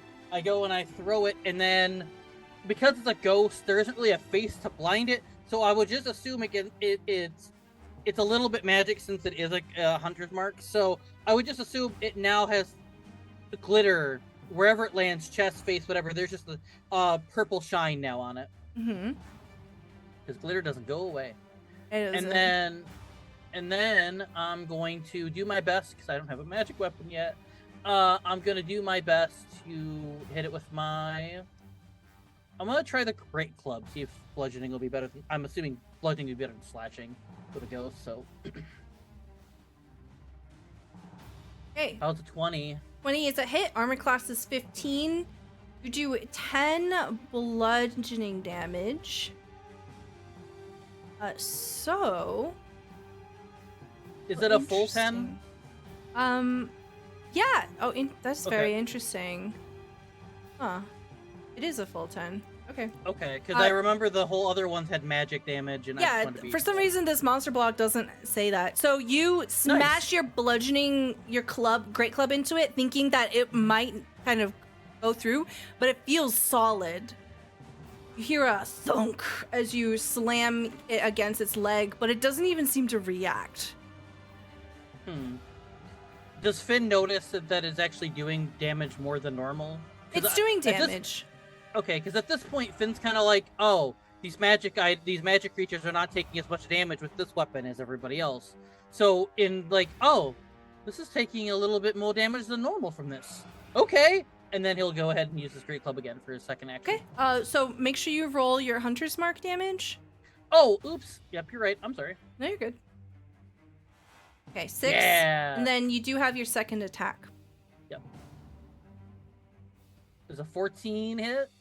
It does not. Aw. This time, I think you try to strike at the same spot, and it just manages to just sidestep out of the way. Just kind of turning its whole body towards you. Finn isn't using his whole brain because it kind of got partly caved. So he is like, I'm just gonna hit it again, and then just as it's trying to hit, I think it kind of anticipated it or something and moved its leg out of the way or something like that. Mm-hmm. Okay. Anything else for you? Unfortunately, I think that's all I can do. Okay. It is now the ghost's turn. The ghost will use... I think it's safe to say that Asra, Cole, and Garen are looking at the ghost. It will use Horrifying Visage. Actually, I think technically everyone's supposed to roll here. Each non-dead creature within 60 feet of the ghost that can see it must roll a DC 13 Wisdom saving throw. Oh yeah, did you also take away the... Oh no, the temp HP you get now. Yeah. Yeah, I was gonna say, I never got it's at the end of your turn. with. Mm-hmm. Yeah, so now you get it wasn't 13. your turn yet. Yep. Yeah, I get 13. Okay, yep. Yeah. So I need everyone to roll a wisdom saving throw. As you see this ghost that's remaining, its jaw unlocks, unhinges, and a terrifying scream bolts out, washing over you. I need you to beat... Can I use a blessing? Yeah, absolutely. Paul's gonna use a blessing in advance. I'm also using a blessing. Okay, go ahead. Okay. So that's a 16 Yes. for Garen. That is a 9 for Finn. I re-rolled the 8 and 17 as my with advantage or my re-roll. Yeah, but when you re-roll, you take the first number. If you do it in advance, you take the higher number of the two. Oh, Yeah. You're right. I'm sorry. Yeah. So, no, it's okay. So that's a 9 for Finn. So Finn fails. That is going to be You said you're gonna use it in advance, right? Oh, 13 pull succeeds. Asra succeeds. KayBee fails. Okay, so if you fail, you get frightened. You can repeat this at the end of your turn. When you are frightened, let's see. When you have frightened condition, you experience the following effects: ability checks and attack affected. You have disadvantage on ability checks and attack rolls when the source of fear is within your line of sight, and you cannot willingly move closer to the source of fear. Mm-hmm. You don't have to like run away from it if you don't want to. No, but what was the DC? DC was 13. Oh, I just failed it. Oh, Because I rolled a 12. Okay, you didn't use your thing. All right, so Asra, Finn, KayBee, fail. So you are all three of you are frightened. How do I do the frightened thing like you did, GeekDice? That was done in D&D Beyond. It's okay. Oh, okay. I'll just mark it here. Okay. Okay. I just want to say it's a good thing we have a cleric with an aura that can clear that. Yeah. Yeah. At the end of our next round. Okay. So for its action, the ghost is going to reach for Asra and try to touch you. Hits you with a 21. What's your armor class? 20. Hits. Okay, it hits. So you see this withered hand, ethereal and translucent, reach out, and it simply touches you on the sternum here. And with it, you feel a blistering sensation rock inside of you. You take 6 necrotic damage because you still have your protection going on. I'm also resistant to necrotic. Okay, I don't think it doubles up in the sense of the rolling half, like that was something different. Yeah. So you only take 6 damage here. Yeah. So you feel the magic buffeting against this. It almost feels as if its fingers are trying to sink down and grab you by the chest. Your magic pushes it away and it recoils a little bit here. It will then try to... It reaches forward and it will try to possess you. No, it'll try to possess... Let's see. Oh, it is you. Okay. With its other hand, it tries to reach forward and push against that magic. I need a charisma saving throw from you.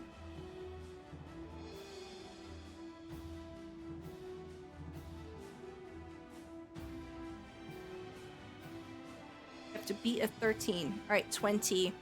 So this other hand attempts to push against your magic. You repel it, and it screams as it pulls back. That will be the end of its turn. Asra, it is your turn. You are frightened, and your resistances end. Nope.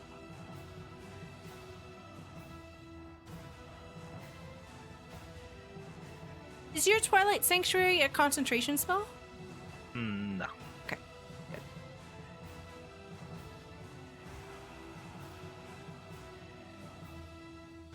All right. What would you like to do? 1 second. Let me check the radius on this real quick.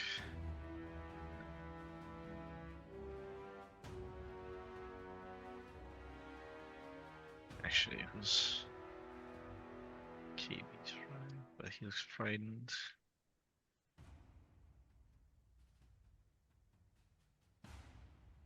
I'm gonna grab my holy symbol, and then you see a beam of light just appear over the big monster and just encompass it full on in this moon-like light. Ooh, okay. Cast Moonbeam. Moonbeam, baby. And I'm gonna outcast it to see how much is it. Okay. It's 1d10 extra, so let's make it 5th level. Ooh, okay. Moonbeam. So it's gotta make a DC 19 Constitution saving throw. Okay. You want to put the moonbeam like here? 5 foot. Let's see, it's 5-foot radius, 40-foot cylinder. I want to make sure I don't hit my allies. Where were you showing? So this little thing here. I believe it's a 5-foot radius, so it's like bigger. Like that. Because it's 1 square and then 5, 5, 5. Yep. Yeah. Perfect. Yeah, that looks like a good spot. Okay. Probably like right there. So yeah, let's see if it'll succeed at saving throw. Okay. It will roll Constitution. Rolls a 9. It fails miserably. Okay, that's gonna be so start at 2d10, then it becomes 3, 4, 5d10 radiant. 34 radiant damage. Okay. You hear a howl of pain erupt from this thing as it takes 34 damage. What does your moonbeam look like as it like rips through it? Like what color is it? What kind of effects do we see? It looks like just like this silvery white that completely illuminates it, kind of like the light, the color of like the stars, kind of like that white light. Yeah, through the darkness, piercing through everything, and I imagine it's absolutely brilliant, especially now in the thick of the storm. It just comes shining down, erupting. Yeah, he through just it. looks. He as he looked at it, he says, "Let there be light." As the Okay. moonbeam. It's. And then as a bonus action, I'm gonna teleport. Teleport. Oh, I cannot go technically closer. I'll teleport on the other side. Okay. And I'm gonna end my frightened condition. End of your turn, you end your frightened. KayBee, you are frightened. Yes. So, question for you: grappling rules with size. Huh? Okay. I use my bonus action. I unleash my giant smite feature of Rune Knight. That makes me large size. I fill 4 squares, if you would. That's my bonus action. Ooh. Giant smite. I burn one of those as a bonus. And my question is, if I grapple this guy, I just looked at the grapple rules. It's not clear. Is there constraints about, I don't have to be the same size as him to grapple him, do I? Let's see. What does the grapple conditions say?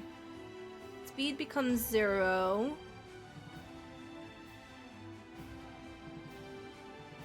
I will say that you can grapple it because it's a size bigger than you. I'll say you have to do it at disadvantage. Because you get advantage from Giant Smite, you just do it at normal. Yep. And also I would have disadvantage because I'm frightened. All attack rolls are disadvantage, but double disadvantage and advantage basically they cancel them out. Doesn't matter Yeah. how many advantage, disadvantage. So it's just straight up. Yep. So I'm going to grapple him, which is an athletics check. Okay. Little 10 strength KayBee, now large size, but he has this benefit of his armor of magical strength, that gives his intelligence bonus to athletics checks. How nice is that? Good luck. Grapple, baby. It didn't go through. Come on. Come on. You can Roll do 20. it. D&D Beyond. You can do it. Oh, that's a natural one. Do I have any nat 20s? Is there such a thing as nat 20s? I don't keep track of that. We don't have that on our tracker. We got to do a thing. So that's my turn. So I got big and it's like, ugh. And I want to grab him. Here, So I drop my. maybe it rolls a 1. Nope. 21. Okay. So I drop my dagger and I'm trying to grab him with my free hand. I want to keep him in place, but that's what I tried. Yeah, you find as you're reaching out for it, it's actually quite solid. You manage to grip it as if it were corporeal. Gotcha. Well, I'm trying to hold him in place so he can suffer the moonbeam. Okay. But that's my turn. Into my turn. Remove Frighten. Twilight guy. Yep. If that's the one that you want, Frighten Yes. removed. Okay, Yep. Ryan's gone. All right, Sweet. Cole, it is your turn.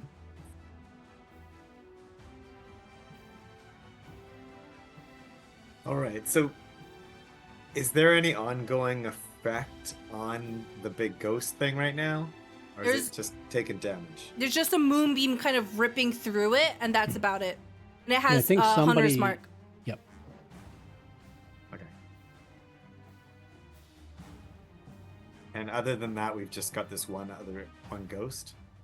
Garen pointed out 2 more that are making their way down from the top. Hmm. There are 3 ghosts total. All right. And how close together are the other ghosts? So this ghost up here is the I see. equivalent of just being right next to Asra, but like 10 feet up. Okay. And then the other one is like basically 15 feet away from Garen. Right. So they're They're like above they're you. standing on the deck, even though they can probably fly. Yeah, they're making their alright. way down.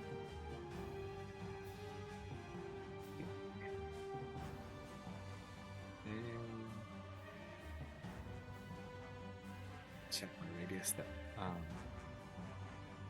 10-foot radius. Okay.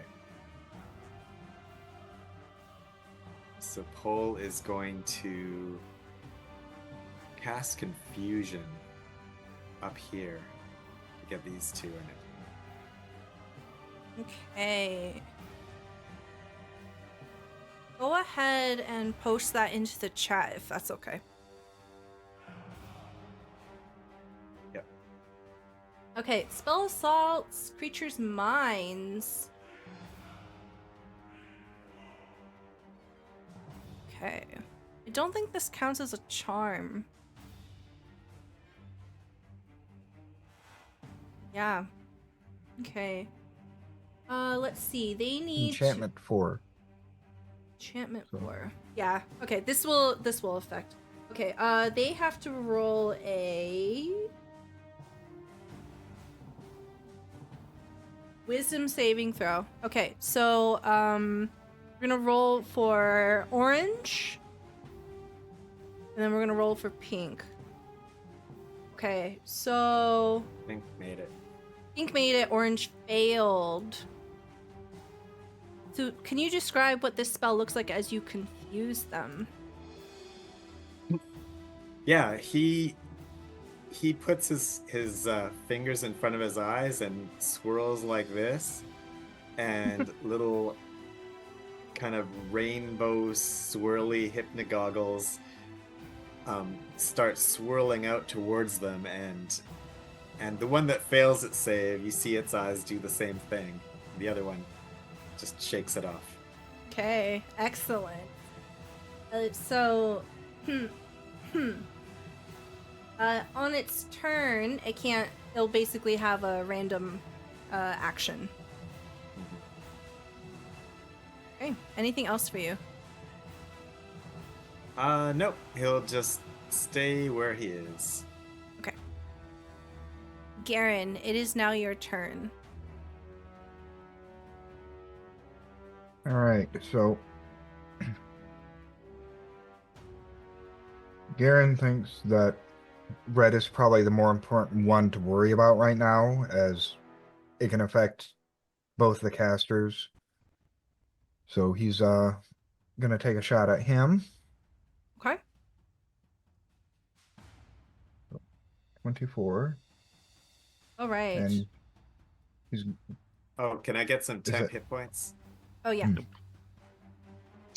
If you guys want, do you guys want me to just keep rolling the d6, or do you want to roll yourselves?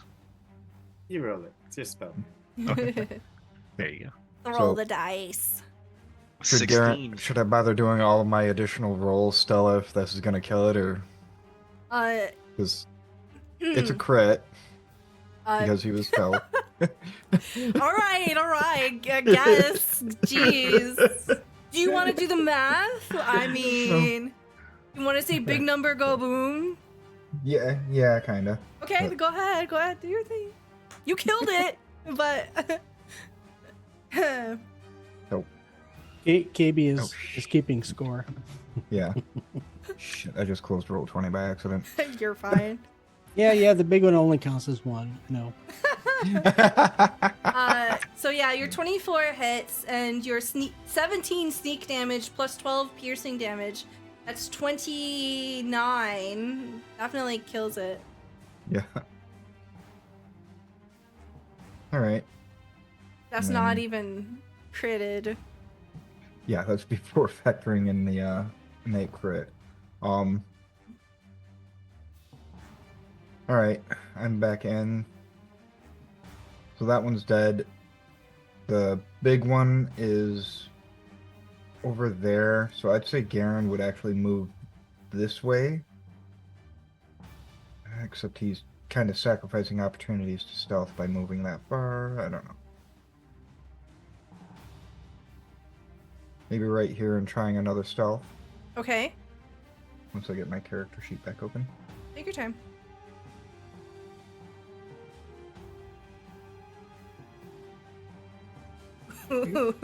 Ouch.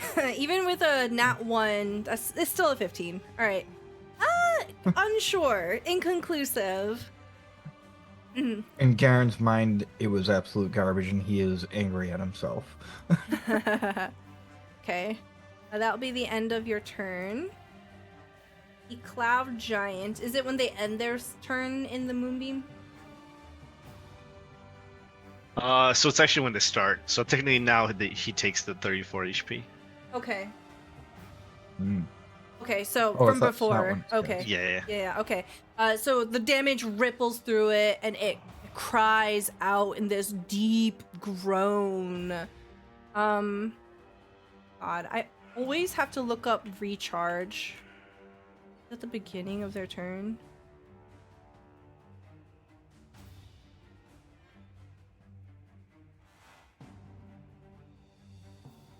Yeah. Right. Fails its recharge roll. Okay. It will turn towards KayBee, who is much larger in size now, and it reels the spear back up and boom. Yeah, bring it. 25. I use my reaction to cast the shield spell. Suddenly there's a hexagonal bubble around me. Boom! My armor class is 28 for this round. Okay. It just kind of bounces off. Slowly, it tries to boosh back down on it again. That's a crit, baby. Oh, 32. You take 40 force damage as it brings its spear down, hits your force field, and just keeps pushing and pushing. You hear a crack as it. Wait. I'm like, wait. So 40 points, 16 of those are temp HP that I've got. So it means 24 left. My question, actually, I'm not concentrating, it doesn't matter. Okay. Okay, yeah. I'm like, You- what? You all hear this crunch as it breaks through the shield regardless. That's gonna be his turn? Question mark. Yes.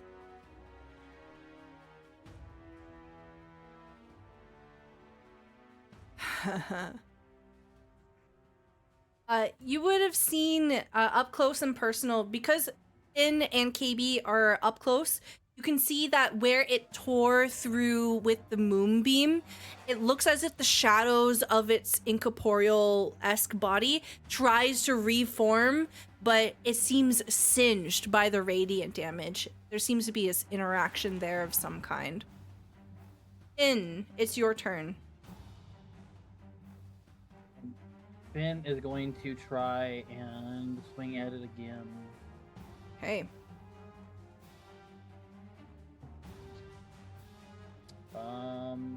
13, I'm assuming, is a no. 13 is a miss. Okay. I had gotten another blessing in chat at the beginning of the game. Can I use it for my next attack? Yeah, absolutely. Okay. Okay, 16 is 18. a hit. 18 is a hit. Yeah, so you do 8 bludgeoning damage. You crack your great club against it and it takes 8 damage plus the 3 hunter's mark. It seems to be mostly focused in on KayBee, but as you are smacking it, you can see bruises forming where its leg is kind of hovering between this state of corporeal and incorporeal. Slowly getting there. Okay. Anything And else then for can you? Can I do the thing with the sickening going away or whatever that is? Oh, yeah. Okay. So instead of temporary hit points, you choose to not be frightened anymore. Yep. That's yeah. Mm-hmm. Okay. Next is going to be the ghost's turn. You can see that this one here begins to float down and it drops right next to Asra and Pol. This one up top has to make a random roll. Pol, go ahead and roll for me. Roll me a d10.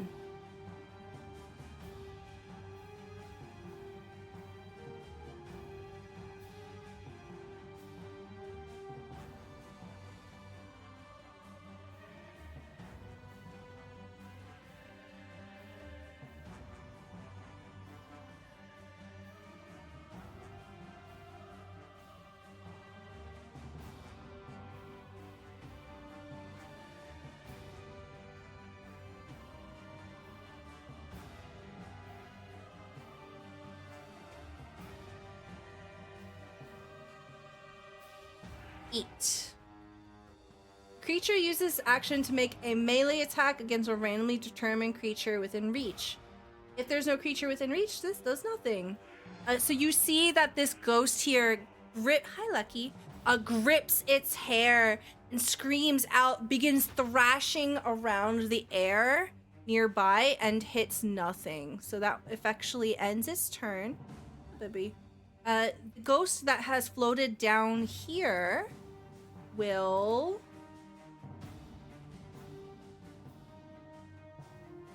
reach out towards Pol with a withering touch. Does a 15 hit you?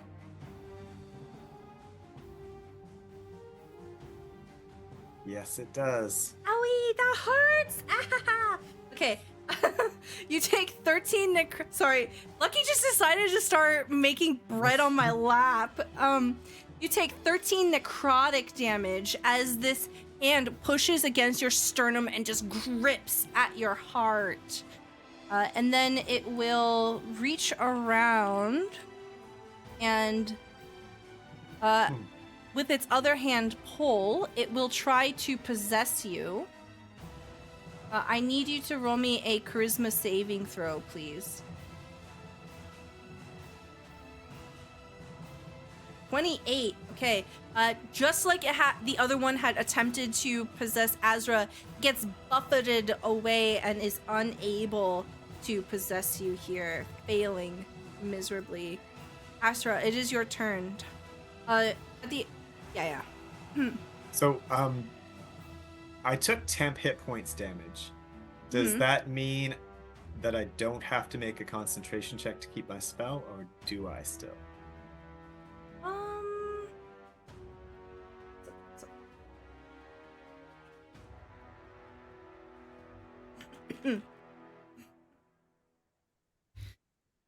Take damage. Concentration. Thinking I probably do. It's still like damage.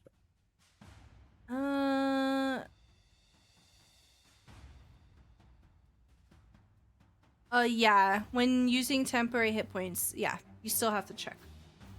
So is that a con check or con save? It is a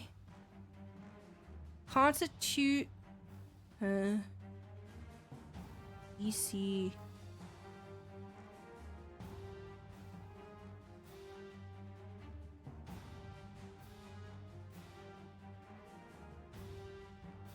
Let's see.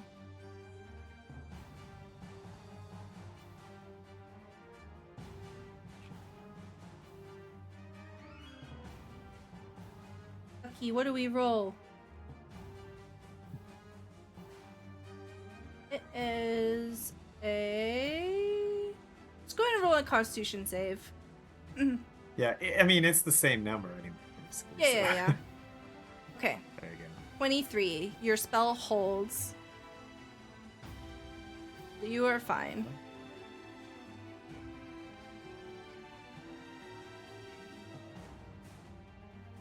Okay. Let's see. Asra, it is your turn now.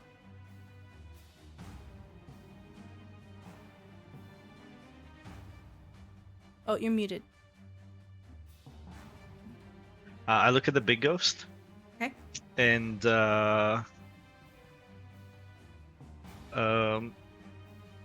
he begins making some gestures, and then reaches behind him, grabs a spear, and throws it. Shoots it to the guy as he casts a spiritual weapon, Ooh, okay. and it takes the form of a short spear, which is also not concentration. And let me Okay. see the.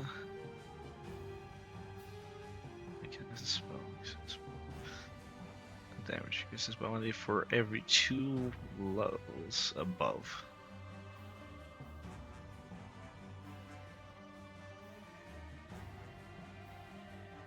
That's a weird wording. I'm pretty sure it has to be minimum 4. So I'll cast a 4 level to increase it by 1d the damage by d8. Okay.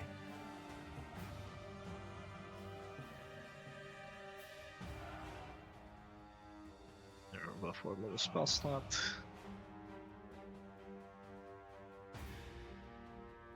And I have to make an attack roll. Okay. My spellcasting modifier, which is 11. Have to beat an AC My- of 15 for the big ghost. 17. Okay. That's a hit. So it's gonna take 2d8 plus 5 force damage.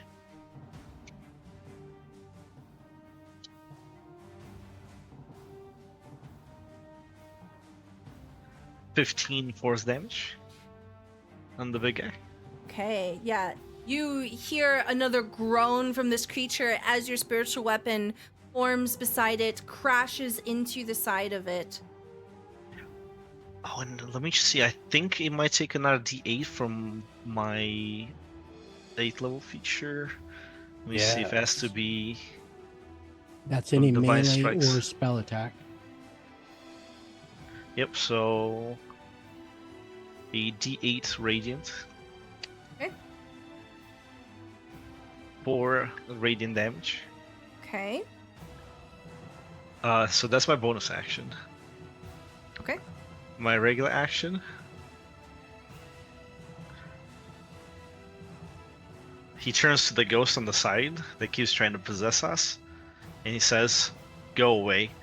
As he raises his hand, a flame begins to burn brightly underneath it. And let's see if he fails. As I cast Sacred Flame. Ooh, okay. What do I have to roll for that? Let me post that. I believe it's reflex, I believe.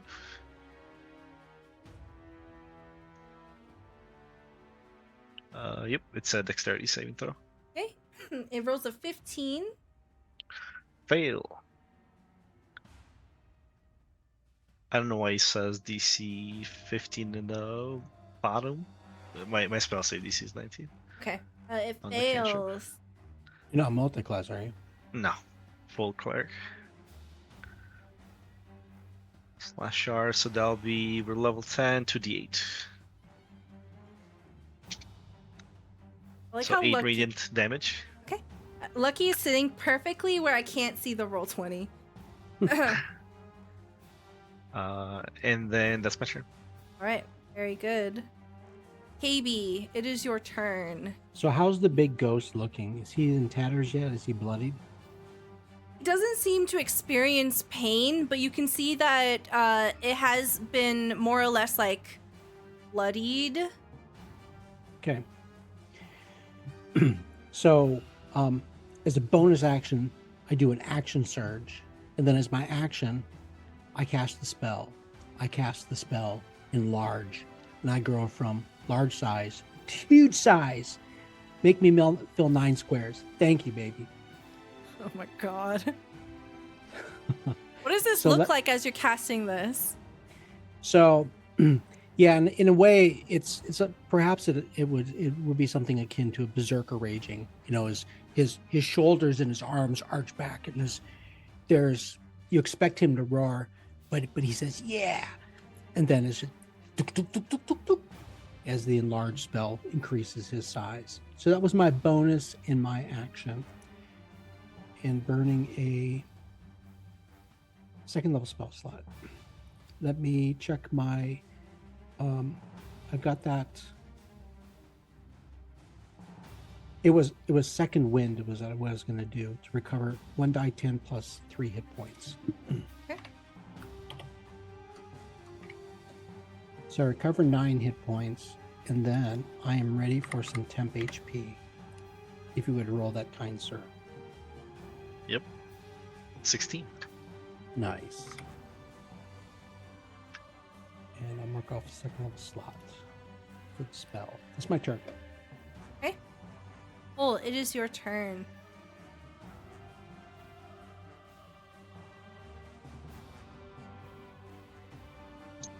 Oh, you're muted.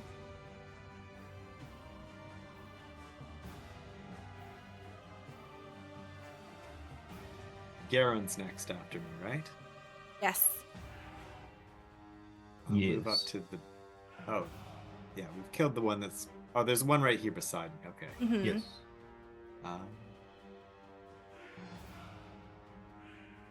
Everyone's attacking the big one, though, right? Everyone except Garen. What's Garen? Is Garen picking off the little ghosts? Yeah. All right. Somebody got to do it. Paul will step to here, give Garen a clear shot, and assist him.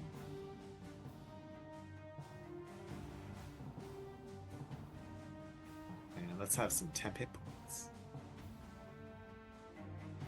Oh, Delicious, juicy temp 11. points. Thank you. That's it. Okay. Lucky is just straight up sitting on my keyboard in my hand. I need to show you all this picture later. Okay. Garen. Cats know how to be most obtrusive when they want to be. So Oh my God, Garen's going to ridiculous. attack Pink. Okay. 21. So was it unaware of Garen? Oh, what? Oh, now, Okay, please don't. 15. Oh, you're closing my browser. Oh no. Baby, please. Yes. Yeah. It was unaware? Okay. So that's a crit then. Okay. And Very good. So that's 23 damage. So that's 26 damage as a crit. Right, it's Yeah. still up. Right, well, because he also, I'm going to reroll that 1, and I get the Piercer Feet bonus damage dice, or 2 initial 2 die 6. Okay, only 2 additional damage. Okay, still up. Okay. What does it look like? What does your arrow look like as you're like doing a devastating attack here? Right. Garen is actually really close to this thing, so he actually just quickly pulls back and lets go, doesn't do a full aim. So even though it does a lot of damage, it's not as precise as Garen normally has. But it's still there. Mm-hmm. You know, it's hard to miss when it's that close. So then Garen is actually going to continue to step back, and he's going to kind of accept the fact that he's not going to be able to keep going into stealth with how much things are crowding around him. Mm-hmm. All right. It is now the Cloud Giant Ghost's turn. It takes damage from the Moonbeam.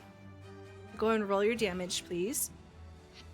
I think it makes a saving throw every turn. Oh, okay. Constitution. To see if it takes full damage or half damage. Okay. It rolled a natural 20. Probably half damage. Half damage. On that 5d10, 22, so that's pretty bad. Okay. So 11 radiant. 11 radiant damage. It recoils as it takes this damage. It attempts to recharge. It fails the recharge. It will continue. Let's see. Me, over here. I'm over here. Well, it has 3 juicy targets now. I'm big now. I'm even bigger. Okay, it will actually has a reach. Oh, wrong character. It actually has a reach of 10, so it's gonna try to hit Garen now. 1, boom, 14. Probably No. miss. Okay. You see it try to bring down the spear. Garen, you're way too quick for this. You dodge out of the way. Second attack at Garen, 19. That does hit.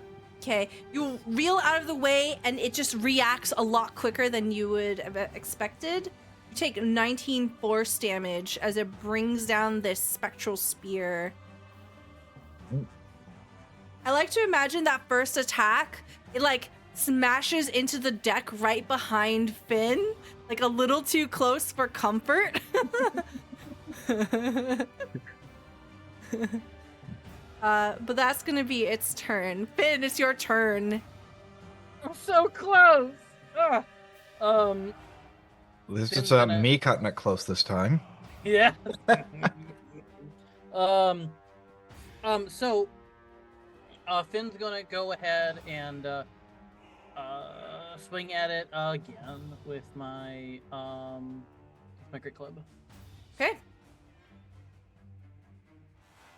All right. 18. That's a hit. 5 bludgeoning damage. 3 Hunter's Mark. And I'm gonna go Your Hunter's ahead- Mark has been very consistent. It's been nice. I'm gonna go again. Okay, 24 is a then hit. Definitely hits. Yeah, 11 in... I don't do Hunter's Mark again, right? Because I used it once. I'm pretty sure it's only once. No, it's whenever you deal damage, so you roll again. Okay. All right. I thought so, but I didn't want to like spam it. There we go. Well, there we Another go 3. again. All right, Another 3. it's not small. It adds up. Like, Nope. I'm good.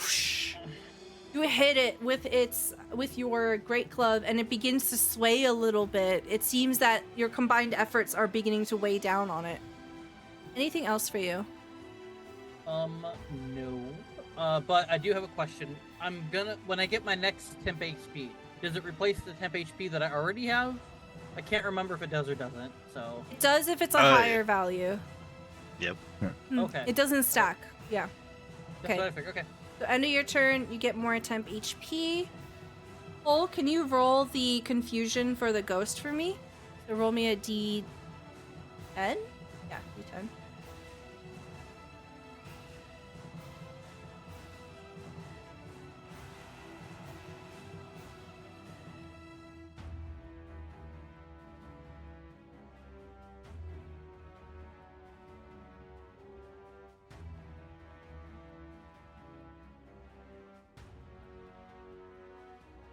Seven. Okay. Tries to do another melee attack. It begins to cry out from where it is on top of the deck. It will end its turn and try to make a wisdom saving throw. Still fails, so it's still confused.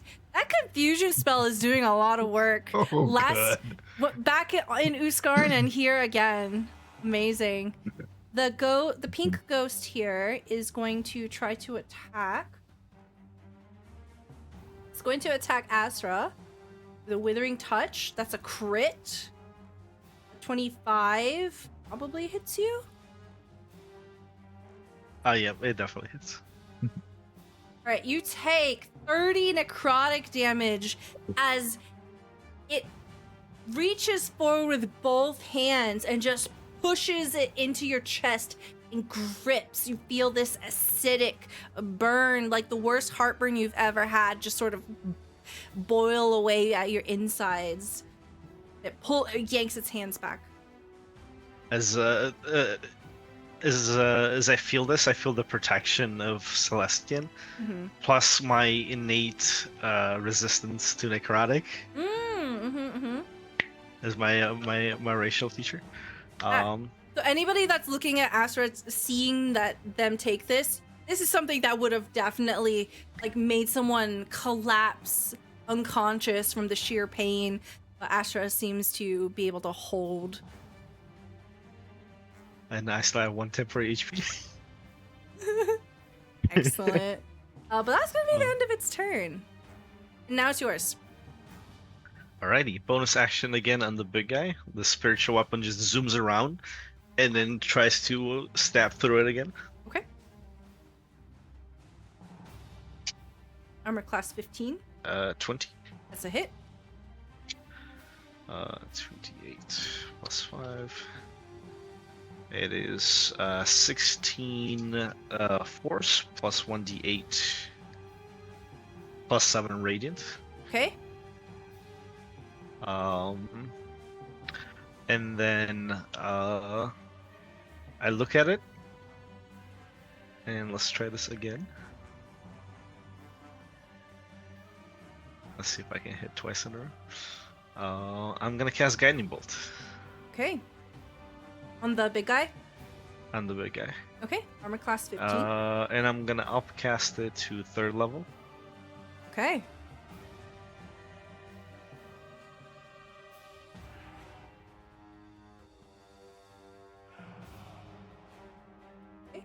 I need a ranged spell attack.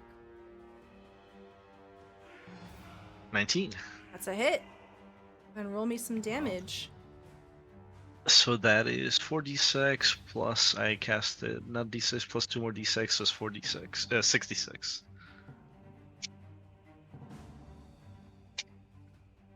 $21 radiant damage. Okay. And the next attack against it has advantage. As you see, Astra grab his holy symbol and begins to radiate a glow that goes to his hand, and when he takes it off, it kind of looks like a silvery and gold, like a mini comet, and then he shoots it forward, so it begins to trail towards the ghost, hits it, and then explodes in tiny dust that's shimmering through this ghost, making it easier for you everybody to see it. It's actually enough to kill it. You see, as it hits the ghost, it leaves a massive hole where its chest used to be, and with the dust, it just exhales and just explodes outwards. And it almost looks like fluttering glitter and ash begins to rain down on the boat here as it is defeated. Would you like to move at all? Nope. I turn my vision to this this ghost, and I end my turn. All right, KayBee, it's your turn. The giant creature before you has been felled. Yay! I step over Finn, and I move over here, and with my reach, I'm gonna start clobbering this orange ghost up here. I don't know which one is in tougher shape, what have you, but I'm gonna start it. You can see the one up above has been untouched. Okay, I'm about 20 feet tall, so I think I can see that. Yeah, you can see that. Yeah. And I'm going to start smacking with the short sword. So 23. That's a hit. And With my giant smite, I get an extra d6 on the first attack that hits. And for my enlarged, I get an extra die 4. So that first strike is 19 points. Okay. Second strike gets only the die 4 in addition, not the d6. So the second strike is 11. So that's a total of 30 points. You see, as you're taking your short sword and just carving through this, there are these deep rends through its body, and it literally just dissipates in front of you. And then I scooch down a little bit. I guess I'm in range of the other one, so that's perfect. Yep, that's it. It's my Okay. turn. Excellent. Oh, you see that KayBee has settled next to you, and he is about 3 times your height. It's your turn.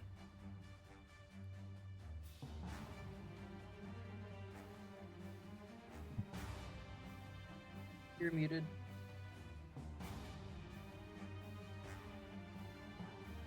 This one here is still at large. Yes, Yes. it is barely a whisper of a ghost. Well, I will continue to assist. And Garen will finish it off this time, I'm sure. Okay. All right. Hole draws its attention. Garen, it's your turn. All I'll right. get some more hit points, please. Garen draws his bow, takes a more careful aim this time, and fires. 16. That is a hit. Yep. All right. Okay. You take a shot. As you do, it is defeated. There is an exhale as it begins to wisp away, disincorporating and being washed away by the buffeting wind. The sounds of the wails begins to diminish as you begin to push out of the heart of the storm here. There is considerable damage done to the ship, even without the ghosts. They leave no trace, only the wake of the damage they left behind, the wounds that bear on some of your bodies. That is the end of combat. Hey, bosun. As I go, boo, boo, boo, boo, and I reduce in size. Hey, bosun. Please go get Asra's weapons and give them back to Asra. I think we've got a new friend. Aye, aye, Captain. You see Simona begin to run off.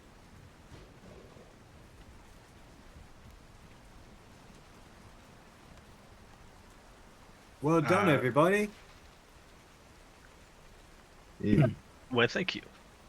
I see you all are capable fighters, and some of you very skilled spellcasters.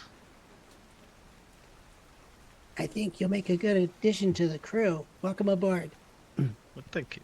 Thanks Great. for having me. Now, where is all the wounded? Can all the wounded come here, please? Ooh, Finn, that doesn't look too good. Finn very You gonna be okay? slowly walks over, kind of like when you smack one of your toes into something and you just kind of are hobbling. That's just what he's doing right now. Oh, Ben, we've got to work on your footwork, man. I'm not trying to get hurt. I just get hurt. I can't help it. Now, 6 of you gather around here. Whoever's injured, Hi. as I cast Mass Cure Wounds. Did any of our crewmates engage ghosts and suffer any Oh yeah, injuries? that's a great question. Hold on. Yes. Okay. Nope, that's wrong. 3d20. Okay. Yes. It seems that one of your crew members got hurt in the fight. You see that Agni, your quartermaster, this dwarf with blue eyes and red hair, seems to have taken a grievous wound. They are bleeding quite profusely. Yeah, I tend directly to any crewmates. That's very important to me. Okay. Oh, that doesn't look good. Please come here, fast, quick, quick. Ugh. All right. So yeah, May the light of Celestian heal all of you. As you feel a boom, there's a pulse of healing energy surrounding a 30-foot radius, and then those the most injured each regain 21 HP. okay. Nice. What does your healing spell smell like, taste like? What do we see? What is the experience of getting healed by you and your relationship with Celestian? So there's no smell taste-wise.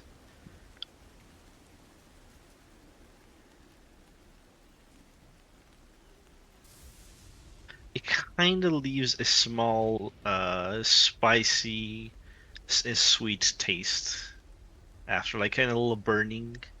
The inside of your mouth is all this energy just Is that blue completely pepper? suffuses your body, and you feel a very warm feeling course through you. Excellent. It's like to eat a pepper.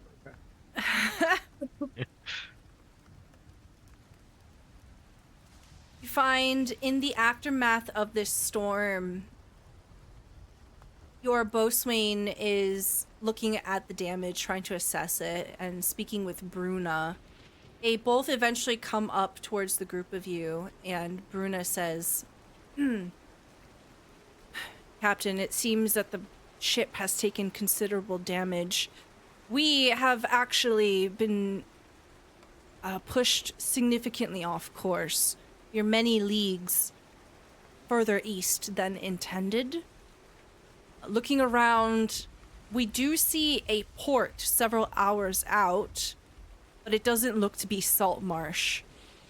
It might be good to take harbor for at least a day or two.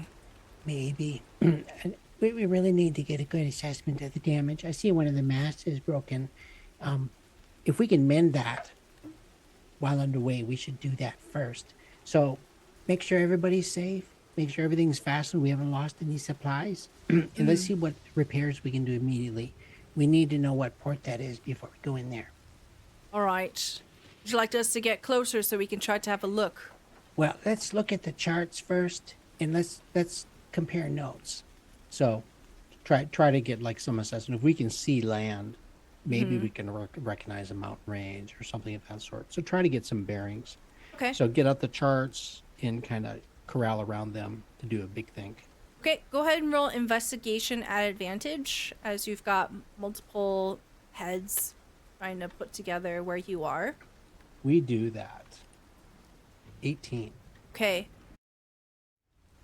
And we are back. Sorry about that. My internet died for a second.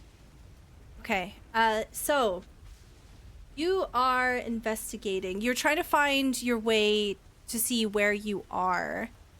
As you work together with both Bruna and Simone, you are able to determine that you have basically got turned around and went significantly east. So you have put even more distance between you and Saltmarsh than you originally intended. The port that you are trying to find out what it is, it doesn't seem to be on the map. You see something... Yeah. Get out the spyglass. Do we see any flags flying above the city, the town, the fortress? You don't see any flags. It is very difficult to see because it is still storming a bit. What I will say is that you see lights, you see other ships, so it's pretty clear that there are people there, and you can see buildings. So it's pretty visibly a settlement of some kind. It's a pretty big size, actually. So it looks to be like a city and not just a town. It's much larger than Uskarn. It's much larger than Saltmarsh. Okay, so with the council of us, the party members, and the first mate in the bosun, what do we think? What does everybody think? Do we risk going into unknown port? Should we strike our colors? I think we had two sets of colors. One was associated with Huskarn, and the other was our original sea lily colors. Right. Yes. So this is very important. Yes, you have your sea lily colors, and then you also have Captain Christie's colors. Yeah. So they're not exactly Uskarn. It's more of you're associated with a sea prince. Yeah. Which are also known as pirates. So Yeah, in some cases. definitely. You said we went farther east. Was that deeper into sea pirate territory? Yes. Roll to see if we knew that or what. Yeah. Or Oh yeah. I can take history checks from everyone. Anybody who wants to roll. Excellent. We love history. Yes! Ooh, natural 20 from Nice. Finn. My history is the best. 17 from KayBee, 4 from Garen, 24 from Asra, and a 20 Nice. from Pol. Okay. that makes sense. The person asking the question gets the lowest roll. Yeah. Okay, so KayBee and Pol, you get the sense that this is not like this location is not affiliated with any particular like kingdom. So it might be like a free city. Then you can tell me how you know this. You remember seeing a map, a very, very, very, very, very old map. And it was like of this general area. And you're pretty sure that this used to be about kind of location of a place that used to be called the Island of Pleasure. Neat. With my 26, I don't know if this would require a different roll or not, but I'm gonna try anyway. Do I have a general idea of how close this place is to Saltmarsh? You basically doubled your distance from Saltmarsh. So if I were to be, because so here's my thought, I guess, and we can rearrange it if we want. So I would say before I joined the group, before I got to Saltmarsh, when getting back onto my high horse of, you know what, I can't just lay around and not do anything, I gotta save something, even though I failed once, I can try again. I definitely wanted to do research about Saltmarsh. Where is it located? What are stuff around it? Yada, yada, yada. And I would say that maybe in the mix of like going to a library or someplace where I was learning about stuff, they would have like old maps or, current maps, old maps, all these stuff. And we can just say that with me trying to learn stuff, I took a glance at it and, I'm like, oh, okay, this map is this is where this used to be, this is where this used to be. So then we pull out the map, we're trying to figure out where we are, I look at it and I go, I remember where that used to be. And it's just kind of like it's one of those things you don't think about it, and then you don't think about it. It has no kind of thought in your mind usually, and then it's as you're trying to concentrate, you go, that looks oddly familiar, and then you see it. If that's okay, if we can do it that way. Yeah. Okay. Because I feel it would make the most sense for Finn to know something like that when he's researching where he's going versus like randomly while we're out, doing stuff. Yeah. So, you said Island of Pleasure, right? Huh. It used to be called, okay. So I think if I remember right, from an old map that I used to, that I read when trying to research for stuff, I think we're getting near what used to be called the Island of Pleasure. I don't know what it is now, but that's what I remember it being called at the time I was learning it, but it was an old map when I saw it, so I don't know what it could be. Well, Pleasure's one of my favorite things. Well, same here, but that does there may sound not- pretty good. Maybe they have some great food and spices there. there may not be pleasure there anymore, guys. Hold on. What's this? Hold on. It's an old map, so we should take caution But if things are about the same as they were before, it sounds like it would be a good place. Granted, I only know it's named Pleasure. Who knows if it's pleasure for the people that live there or the people who visit or both? I don't. And it also depends on what you take pleasure from. True, they might take pleasure in the thing that keeps knocking me down, and that would not be pleasure for me at all. So Maybe we'll all turn into donkeys or something. So, council, great leaders of this endeavor. What is your vote, Finn? Oh, Go. You know what? Yeah, let's go. Why not? And Paul, your vote. Oh, do whatever you say, Captain. That's great. That's a great answer. No. This is a democracy.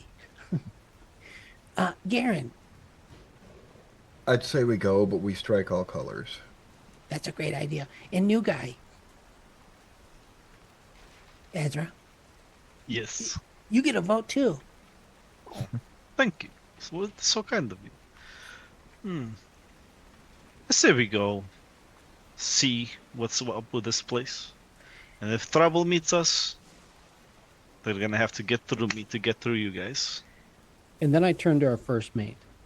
Ask Bruna, right, Bruna? Mm-hmm. Bruno, what do you think? Ship's not in any good shape. I feel like it's the best idea. We should at least try to get an assessment of how extensive the damage is. Okay, it's settled. Let's go. Let's strike the colors. Let's put sea lily colors up and let's go to port. All right, let's do it. And Bruna begins to bark out orders. And just to clarify, Garen had said strike all colors. Does that include sea lily colors? Garen was including Sea Lily. Okay. Like, we go in no colors showing at all. Until we get a better assessment. We're damaged. Okay. It's not like they're going to see much of our colors if we do show them. Yeah, we're gonna do that. Okay, so the flags get removed. The ship begins to set sail for the port. As you begin to roll in, you can see that the storm is left behind and you reach much calmer waters. Approaching this port, very quickly it becomes clear that this is the decaying remains of what was once a very polished and formidable district. You can see that there are bent gables, carcasses of houses leaning against each other, languid and broken, awaiting the peace of collapse. You can see sagging door frames of buildings as your boat begins to slowly pull in. You can see that there are dislocated sod walls, heavy with mildew and splintering timbers. There are rotting boardwalks like broken limbs, and there is this thick, rancid quality to the water of the harbor below. As you begin to pull into port, you see that there are a great number of people that are moving about, and there is a sort of eerie presence here. People are kind of huddled in on themselves, shrouding themselves with cloaks, and they move about scuttling, not lingering very long. As we get closer to shore, do we see colors on the other ships? No. No. Do they look like they're merchant vessels or do they look like they're warships? They look more like merchant vessels and maybe travelers. There are no warships. Okay. Yeah. As you're approaching, you have the choice of setting anchor further outside the docks. You want to come in by rowboat, or do you want to come straight up to the docks? Yeah, I don't know if anybody else has. Bruno probably asked this question. Mm-hmm. If anybody else has an opinion, I think we should anchor away from shore and send a boat in. We need to manage our risk at this point. I agree with you, Kate. It is at this time that as the group of you are making this decision to perhaps head into port on a rowboat, that Janor, one of the people that you rescued from the Hermitage, comes up and says, I'm so sorry to interrupt. I'm glad to see that most of you are okay. Barrett, my companion, the other person that you rescued, appears to have developed a minor viral infection. I was hoping that since we are near a port, perhaps we might have the opportunity to try to strike out to a local apothecary or hornwood leaves to try to alleviate some of his symptoms, since I heard rumors that we might have veered off course and might not. I think it's better if they stay on the boat for now. And you and me and others, we can go check out the Hornwood. And maybe even we can look and check them ourselves to see if there's something else we can help them with. But I don't think we want too many people ashore. Not yet. We need to find out if they're friendly. If it's all right with you, I would like to stay on the boat to tend to my companion, but she begins to pull out a paper and she scribbles down notes of like proper alternatives and like just a rough description and a sketch of what it looks like, and she folds the paper and holds it out to you. I take it and I look at it, and Asra's there, and I don't know, but Azra, do you do medicine too? I only do a little I'm bit. not the best in straight up medicine, but if you give me a day to meditate and prepare, I might be able to remove this disease myself. Yeah. That sounds good too. We'll look at that. so I look at the list and I try to make heads or tails of what I know. I don't know if that's a nature check or a medicine check, but just to, if I have any questions, I ask them now. Okay. Yeah, you can roll Garen either. will help. Okay. Okay. Do you have medicine? So I would think survival might have some ideas on that stuff too. Yeah. So go ahead and do nature at advantage with Garen's help. Okay, 28. Yeah, so there's basically a little shopping list of different herbs and remedies. It's mostly just kind of like pain relief, and like it isn't like necessarily a straight up like disease. It's more of like something that like this person is sick and has been sick for a long time. Like even though the disease of blue rot has been cured, they're still like unhealthy, right? They have been unwell for a while. So they're kind of like little things of comfort that are relatively cheap. Sweet. Alrighty, what is the time of day? It is currently early afternoon. There is a fog that has rolled in here, and the ground is wet from the recent storm, but it is no longer raining. Okay, so issue some orders, make sure that we're doing at least some preliminary repairs.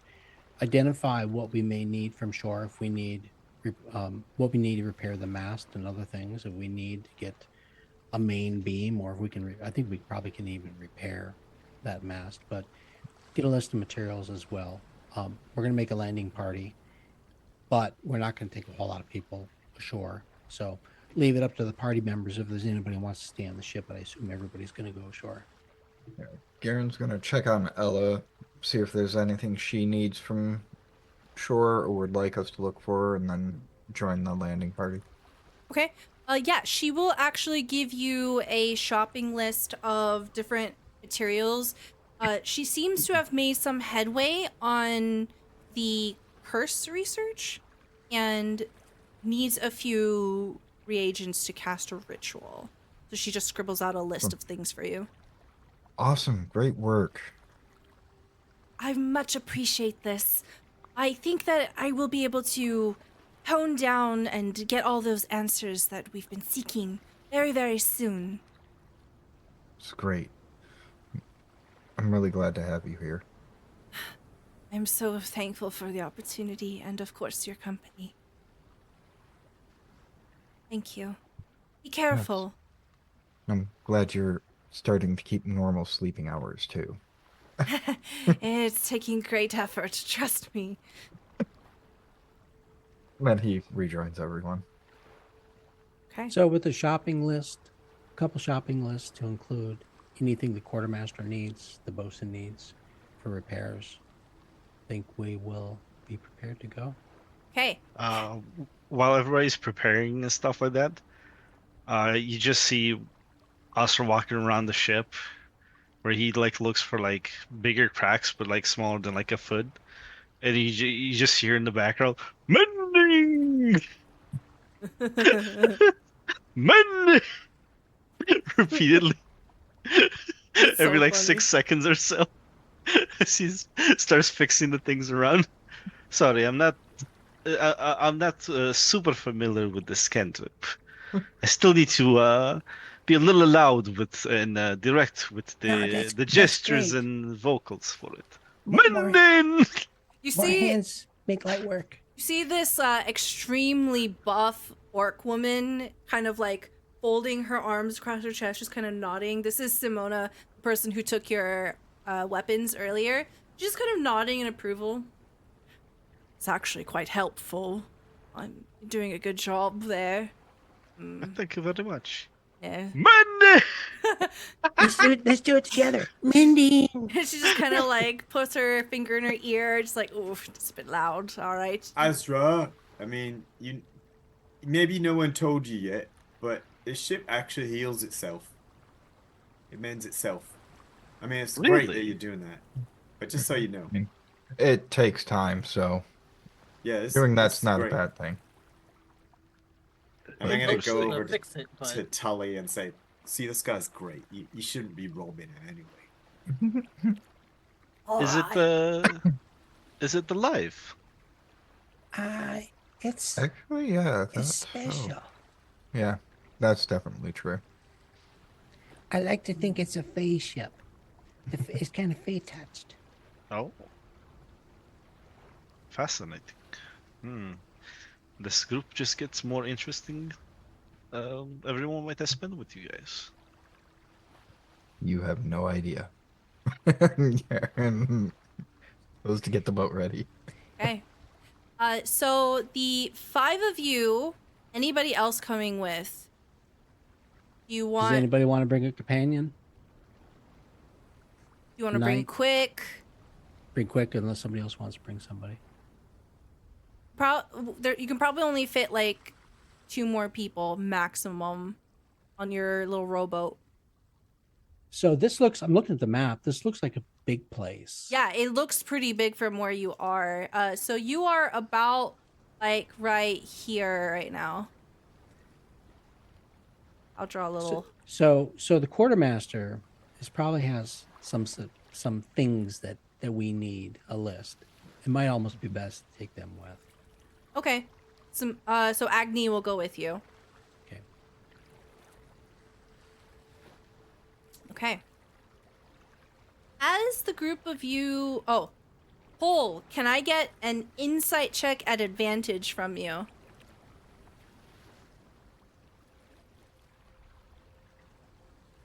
Alright, natural 20. This makes perfect sense. Cole, you can describe to me all about how you know this. What sixth spidey sense kicks in or whatever you like. Cole, you can tell immediately that this place is one that is destitute and just completely full of urchins, beggars, pickpockets.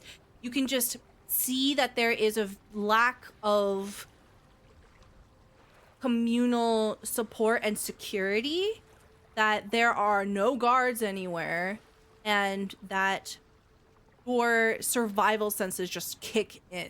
You can tell that this place is dangerous.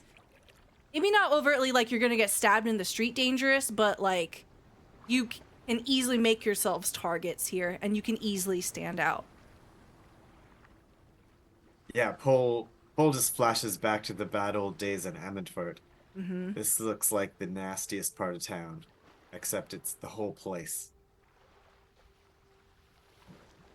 Captain, we want to be on our guard in this place. This place is fallen on very rough times. Yeah. You can't expect any Yeah. quarter from anyone here. They'd kill you just to eat you. Yeah, I see what you're saying. That makes you think maybe these people need some help. Definitely. Yeah. Pleasure's gone.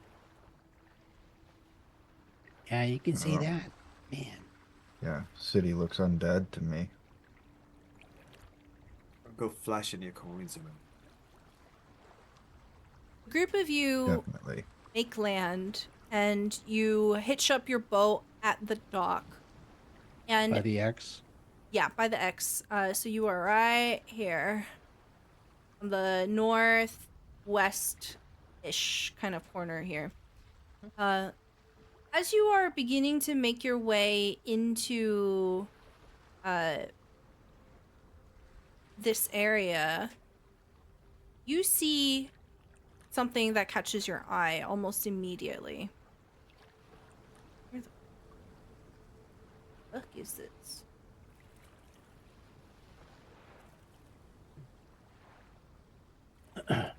You can hear the sound of children laughing and taunting somebody.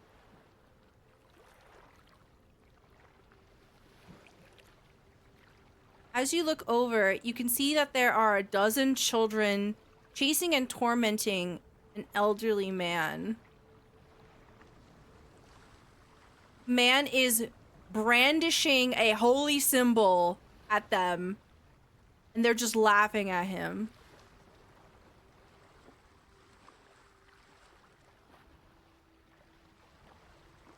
This happened in Saltmarsh too.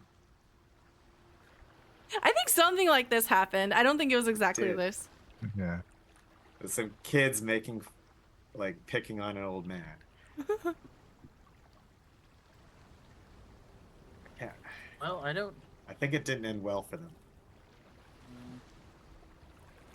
You see the children beginning to pick up rocks, and they're throwing small rocks at this old man.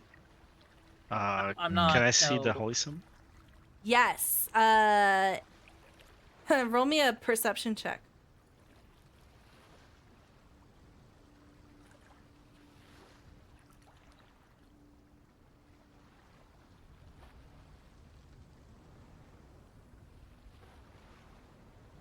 Okay, a 15.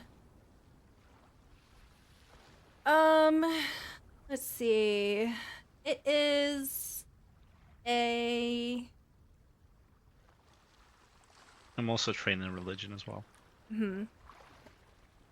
It is a symbol of Krokan, who is the sea god. Yeah, that's a Greyhawk sea god. Yeah. Krokan is known as the Storm Lord. His domains are essentially luck, travel, weather, and navigation. Yeah, I think if any of the rest of us see it, we would probably be familiar since we have encountered Procan Yeah, you literally went to a Krokan temple Abbey. in Saltmarsh. and a temple. Yeah. Very I- pro-Krokan. I think while they're investigating it, Finn is seeing these kids about to throw rocks, and he's not going to put up with that. So he's going to try to confront them.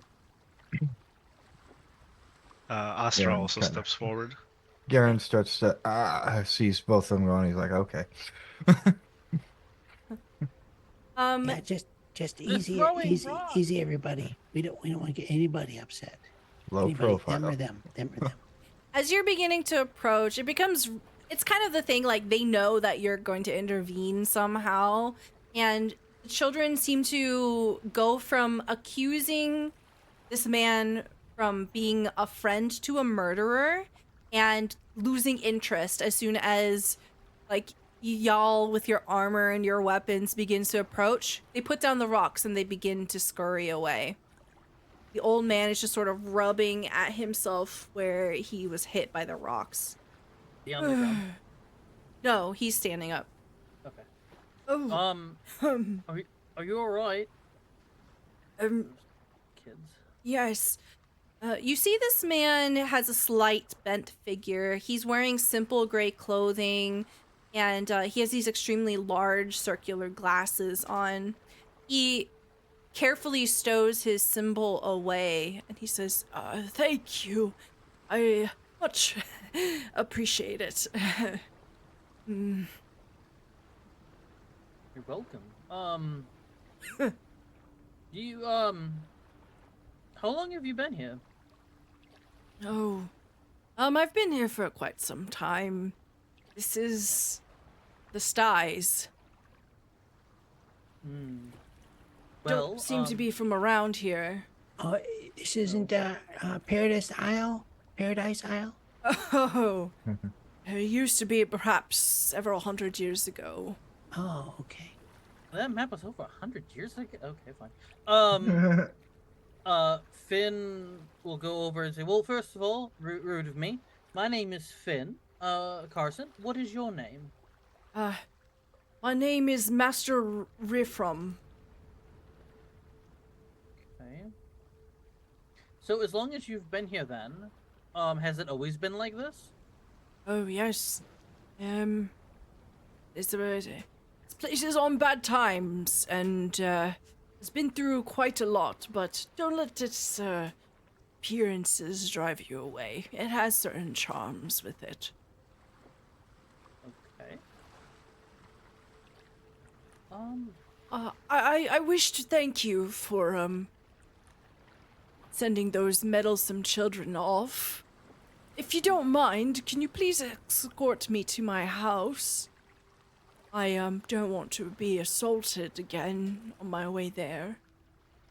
He'll look back at the crew. Are we okay with this? It's just right around the corner. Yeah, give an eyeball on this guy. I'm not super insightful, but I guess I'm wary, this being a foreign place. I look at his shadow and check Okay. him out. Go ahead and roll me Arcana or Insight for Asra, and then KayBee Insight. Cole doesn't trust this guy either. Yeah, Sometimes the anybody kids that know wants. what's up. Yeah, it's true. If you want, anybody who wants to roll Insight can. KayBee, you can't get a good read on him. He's probably fine. Asra with a 17.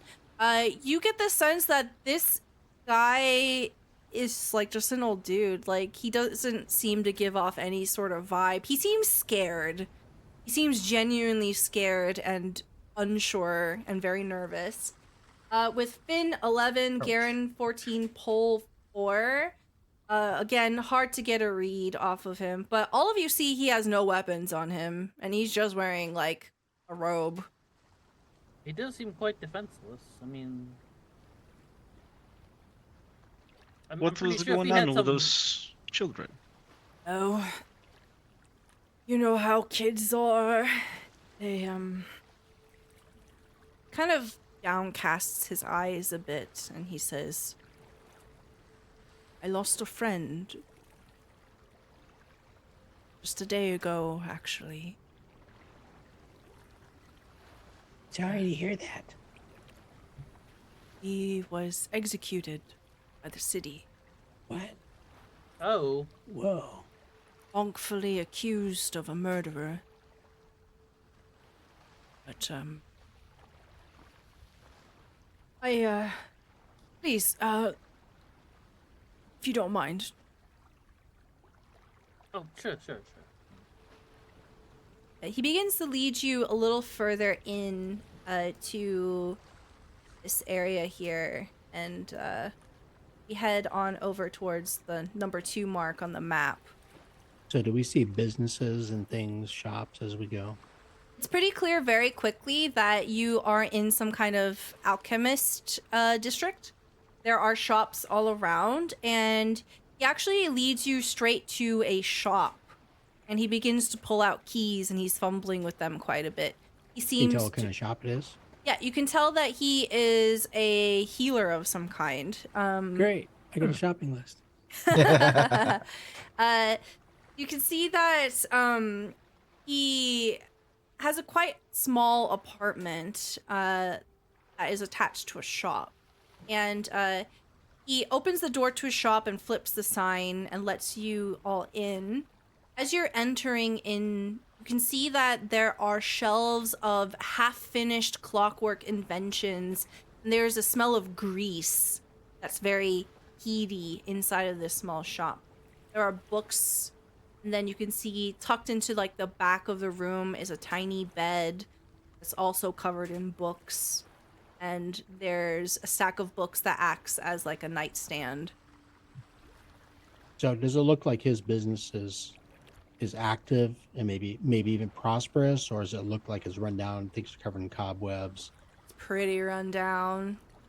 Really? Okay. Yeah. So I slapped the list on the counter.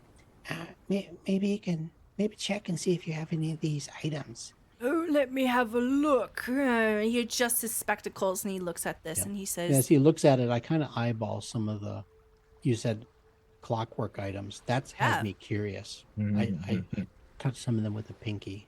okay, roll me investigation. He goes Yeah, to say, I don't quite have any of these natural ingredients, but I know where I can point you if you wish to seek them out. Nice. I'm poking my fingers. Ouch! Natural one. It bit me. Yeah, a lot of them seem to be half finished. You get the sense, even with your natural one, that this guy is an inventor of some kind. He seems to have a number of potions as well, but no like herbs that are hanging, being dried or anything like that. Seems to be more of like material stock, like bandages and books and scrolls and that sort of thing. A lot of cobwebs everywhere. Like I imagine like as you're kind of poking around, you actually like kick something as well and you kind of trip a little bit. It's an absolute mess in here. Oh, it's fine. You're able if it bites you, you can bite it back. I'm sorry. I Has think no I can. personal I can fix it. Oh, don't bother. It's all right. I'm trying to fix it. Tinker's Tools 22. Yeah, you fix it. It's pretty clear that this is supposed to be some kind of device that helps people essentially put on their boots. So this is like a tool that could be used for like accessibility for someone who has difficulty putting on boots. And as you're kind of looking around, you actually notice that a lot of these inventions are in some way supposed to try to improve the quality of life for a lot of people. They are all like pretty helpful things. They're not toys. They're not like just something pretty to put on a wall. They're all half functioning things that are meant to serve some sort of purpose.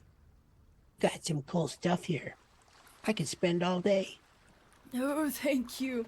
Paul, with your 4 insight, I imagine everything inside of you is screaming not to trust this guy.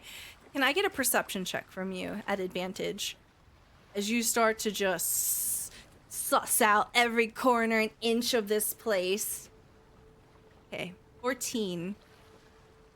Pretty easily, you stumble on what appears to be like a conspiracy board half hidden behind like a shelf. There's a bunch of like string and like thumbtacks and things hung up. Can he make any sense out of it just looking at it? Does it have writing on it? You'll have to Okay. kind of pull it out a little bit to get a closer look. All right. He doesn't want to be seen checking this out. So he is going to wait until the other people seem engaged in conversation, and then take a quick peek. Okay. Go ahead and roll sleight of hand because I think KayBee is doing a great job of being a distraction right now. All right. Sleight of hand at advantage. 17.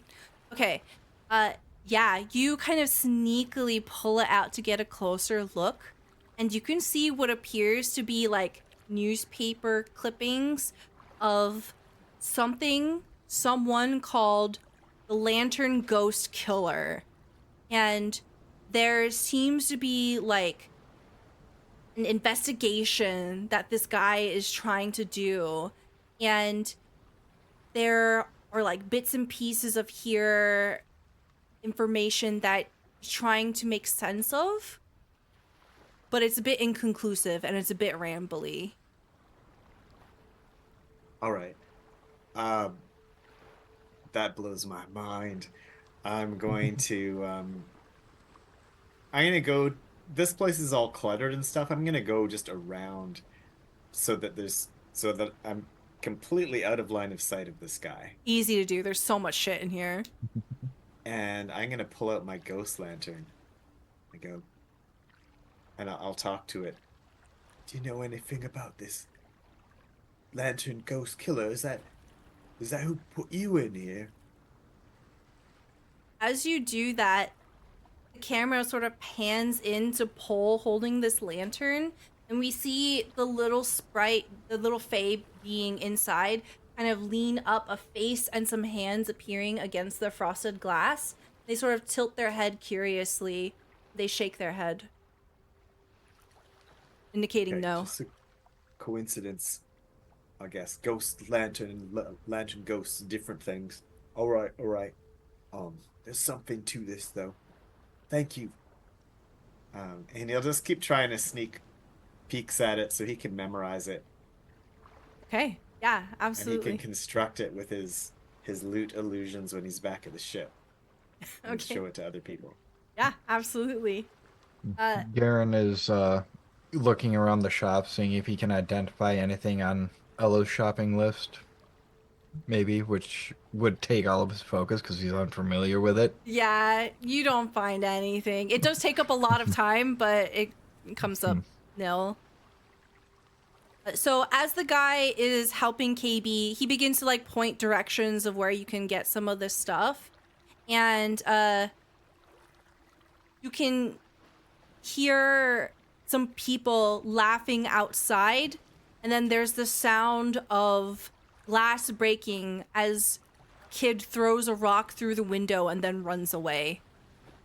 Oh, are you all right? Oh, did that hit any of you? No, I'm fine. Anyone else? Everyone else fine? I think I'm so. fine. Did they do that all the time? No. My friend was not put properly on trial. I tried to meet with him, but I was denied access. And he was taken to be executed yesterday. Oh. They say that he's the lantern ghost killer, but he isn't. I can't prove it, but I know it wasn't him. What's Yeah, this lantern ghost killer?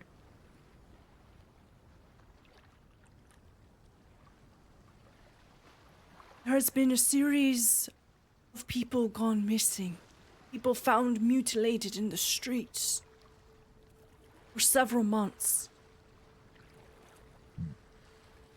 No one knows exactly why or how or for what reason.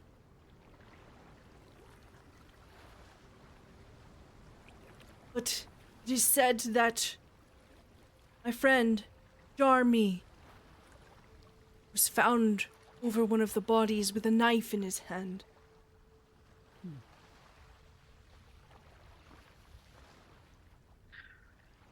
Do you know who made this accusation? Or who found them? I'm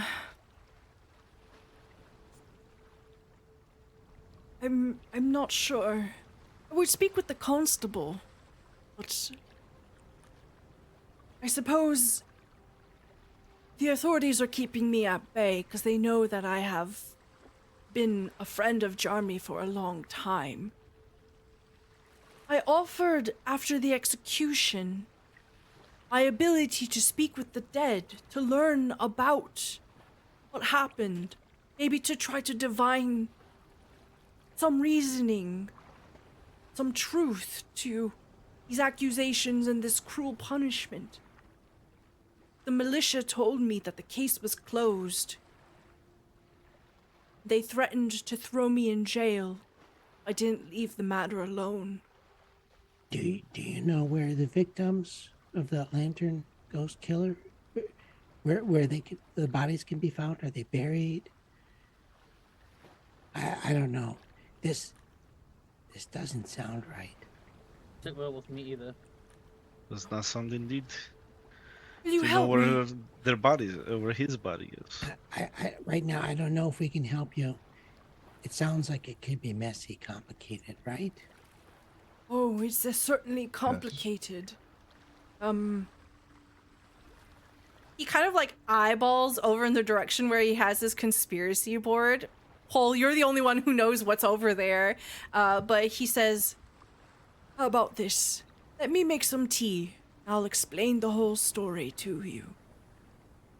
I like that idea. I could be Sounds down for good. some tea. so he begins to set up a kettle. He pulls a bunch of stools and chairs. He makes some makeshift stools out of just stacks of books for some of you.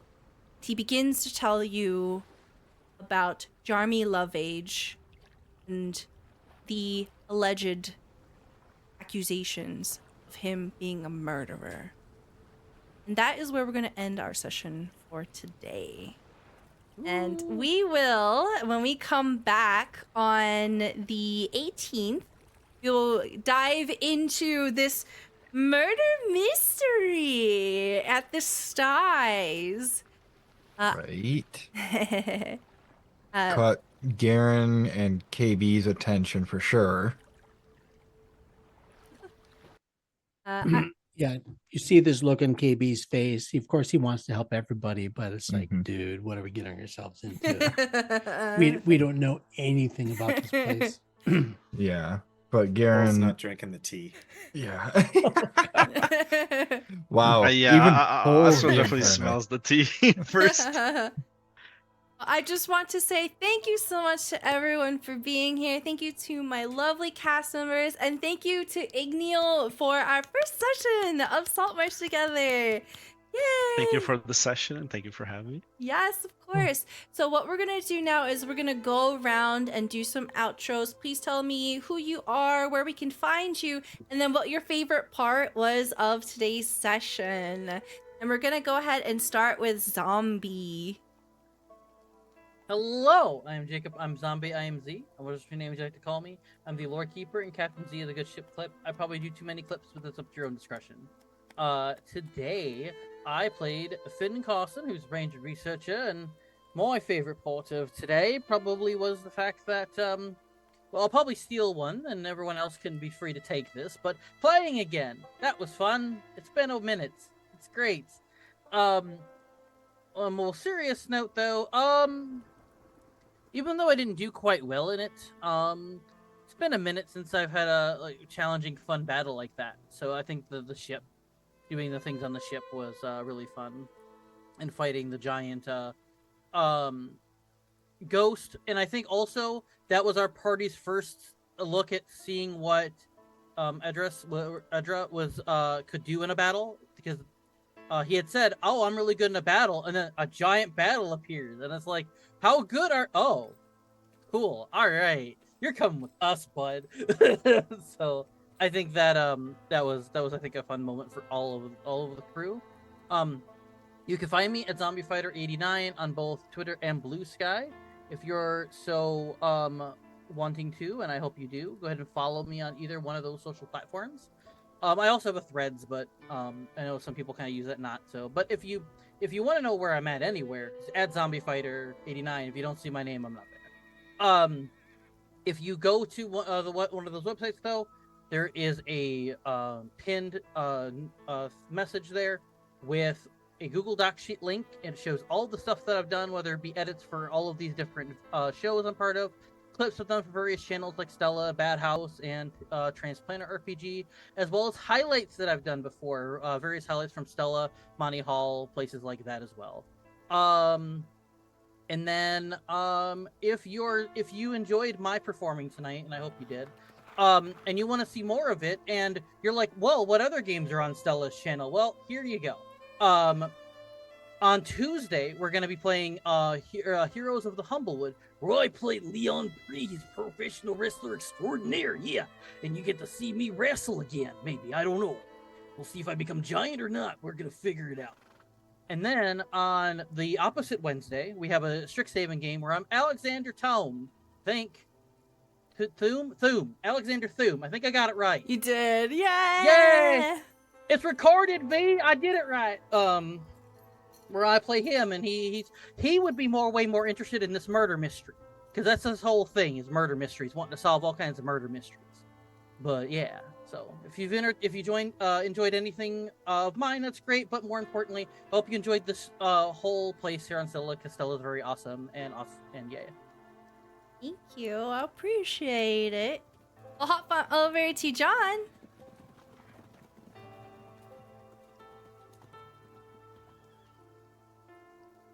Hello, I'm John, aka Indicarus, and I played Pole of Ammonford tonight. It was very fun to get back to playing, especially with the new person on the board, literally on board our ship. Well, figuratively because it's a game, but yeah, very fun. Welcome to the team, Asra. Obviously going to be a great part of the group. Besides getting to see the new guy show his stuff, I think just my favorite part of the game tonight was just that Tully wanted to roll him immediately just because he didn't know the guy. And he peeled a potato wrong at all. That was great. Classic Stella cute moments with Tully. Thank you. I appreciate you. We'll pop on over to GodfatherWraith. Hey, I'm GodfatherWraith. Yeah, I'm gonna have to agree with Paul that the Tully thing was fun, but I think the interaction between Paul and Tully, if I can not mash their names together, that interaction was just priceless. Talking Tully down like that I loved it. Excellent. Thank you very much. Hop on over to GeekDice. Hey, folks, I'm GeekDice. You can find me here. You can find me on X. I had a good time today. Really enjoyed having Igneel with us, with Asra.